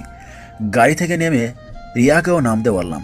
তারপর রিয়াকে নিয়ে উকিলের অফিসে ঢুকতেই উকিল সাহেব আমাদের বসতে বললেন। রিয়ার দিকে তাকাতেই দেখি ও আনমনা হয়ে মানসিক রোগীর মতো স্তব্ধ হয়ে আছে। আমি রিয়াকে একটা ঝাঁকুনি দিয়ে, রিয়া তুমি ঠিক আছো তো? আমার ঝাঁকুনিতে ওর ঘোর কাটে। হ্যাঁ, আমি ঠিক আছি। উকিল সাহেবকে উদ্দেশ্য করে, আমরা এই 3 মাসে যতটুকু বুঝতে পারলাম আমরা কখনোই আলাদা হয়ে ভালো থাকতে পারবো না। সো আমরা ডিভোর্স চাচ্ছি না। আমার মুখে এই কথাটা শোনা মাত্রই রিয়া হা হয়ে আমার দিকে তাকিয়ে আছে, মনে হচ্ছে আমাকেও এর আগে কখনোই দেখে নাই। তারপর আমি রিয়ার হাতটা ধরে হ্যাঁচকা টান দিয়ে রিয়ার থেকে উঠিয়ে একটা মুচকি হাসি দিয়ে বললাম, এই যে মিস চলেন, বাসায় যেতে হবে। তারপর রিয়াও একটা সেই লেভেলের হাসি মাইরা কইল, চলেন। তারপর সোজা গাড়িতে উঠাই বাড়ির উদ্দেশ্যে রওনা হইলাম। গাড়িতে বসে আছি, এমন সময় রিয়া বলে উঠল, আচ্ছা একটা কথা আমি কিছুতেই মিলাতে পারছি না। কি কথা? তোমার রুহির কি হবে গো? লেখোগা, তাই তো। আচ্ছা সমস্যা নাই, তোমার সতীন বানায় নিব।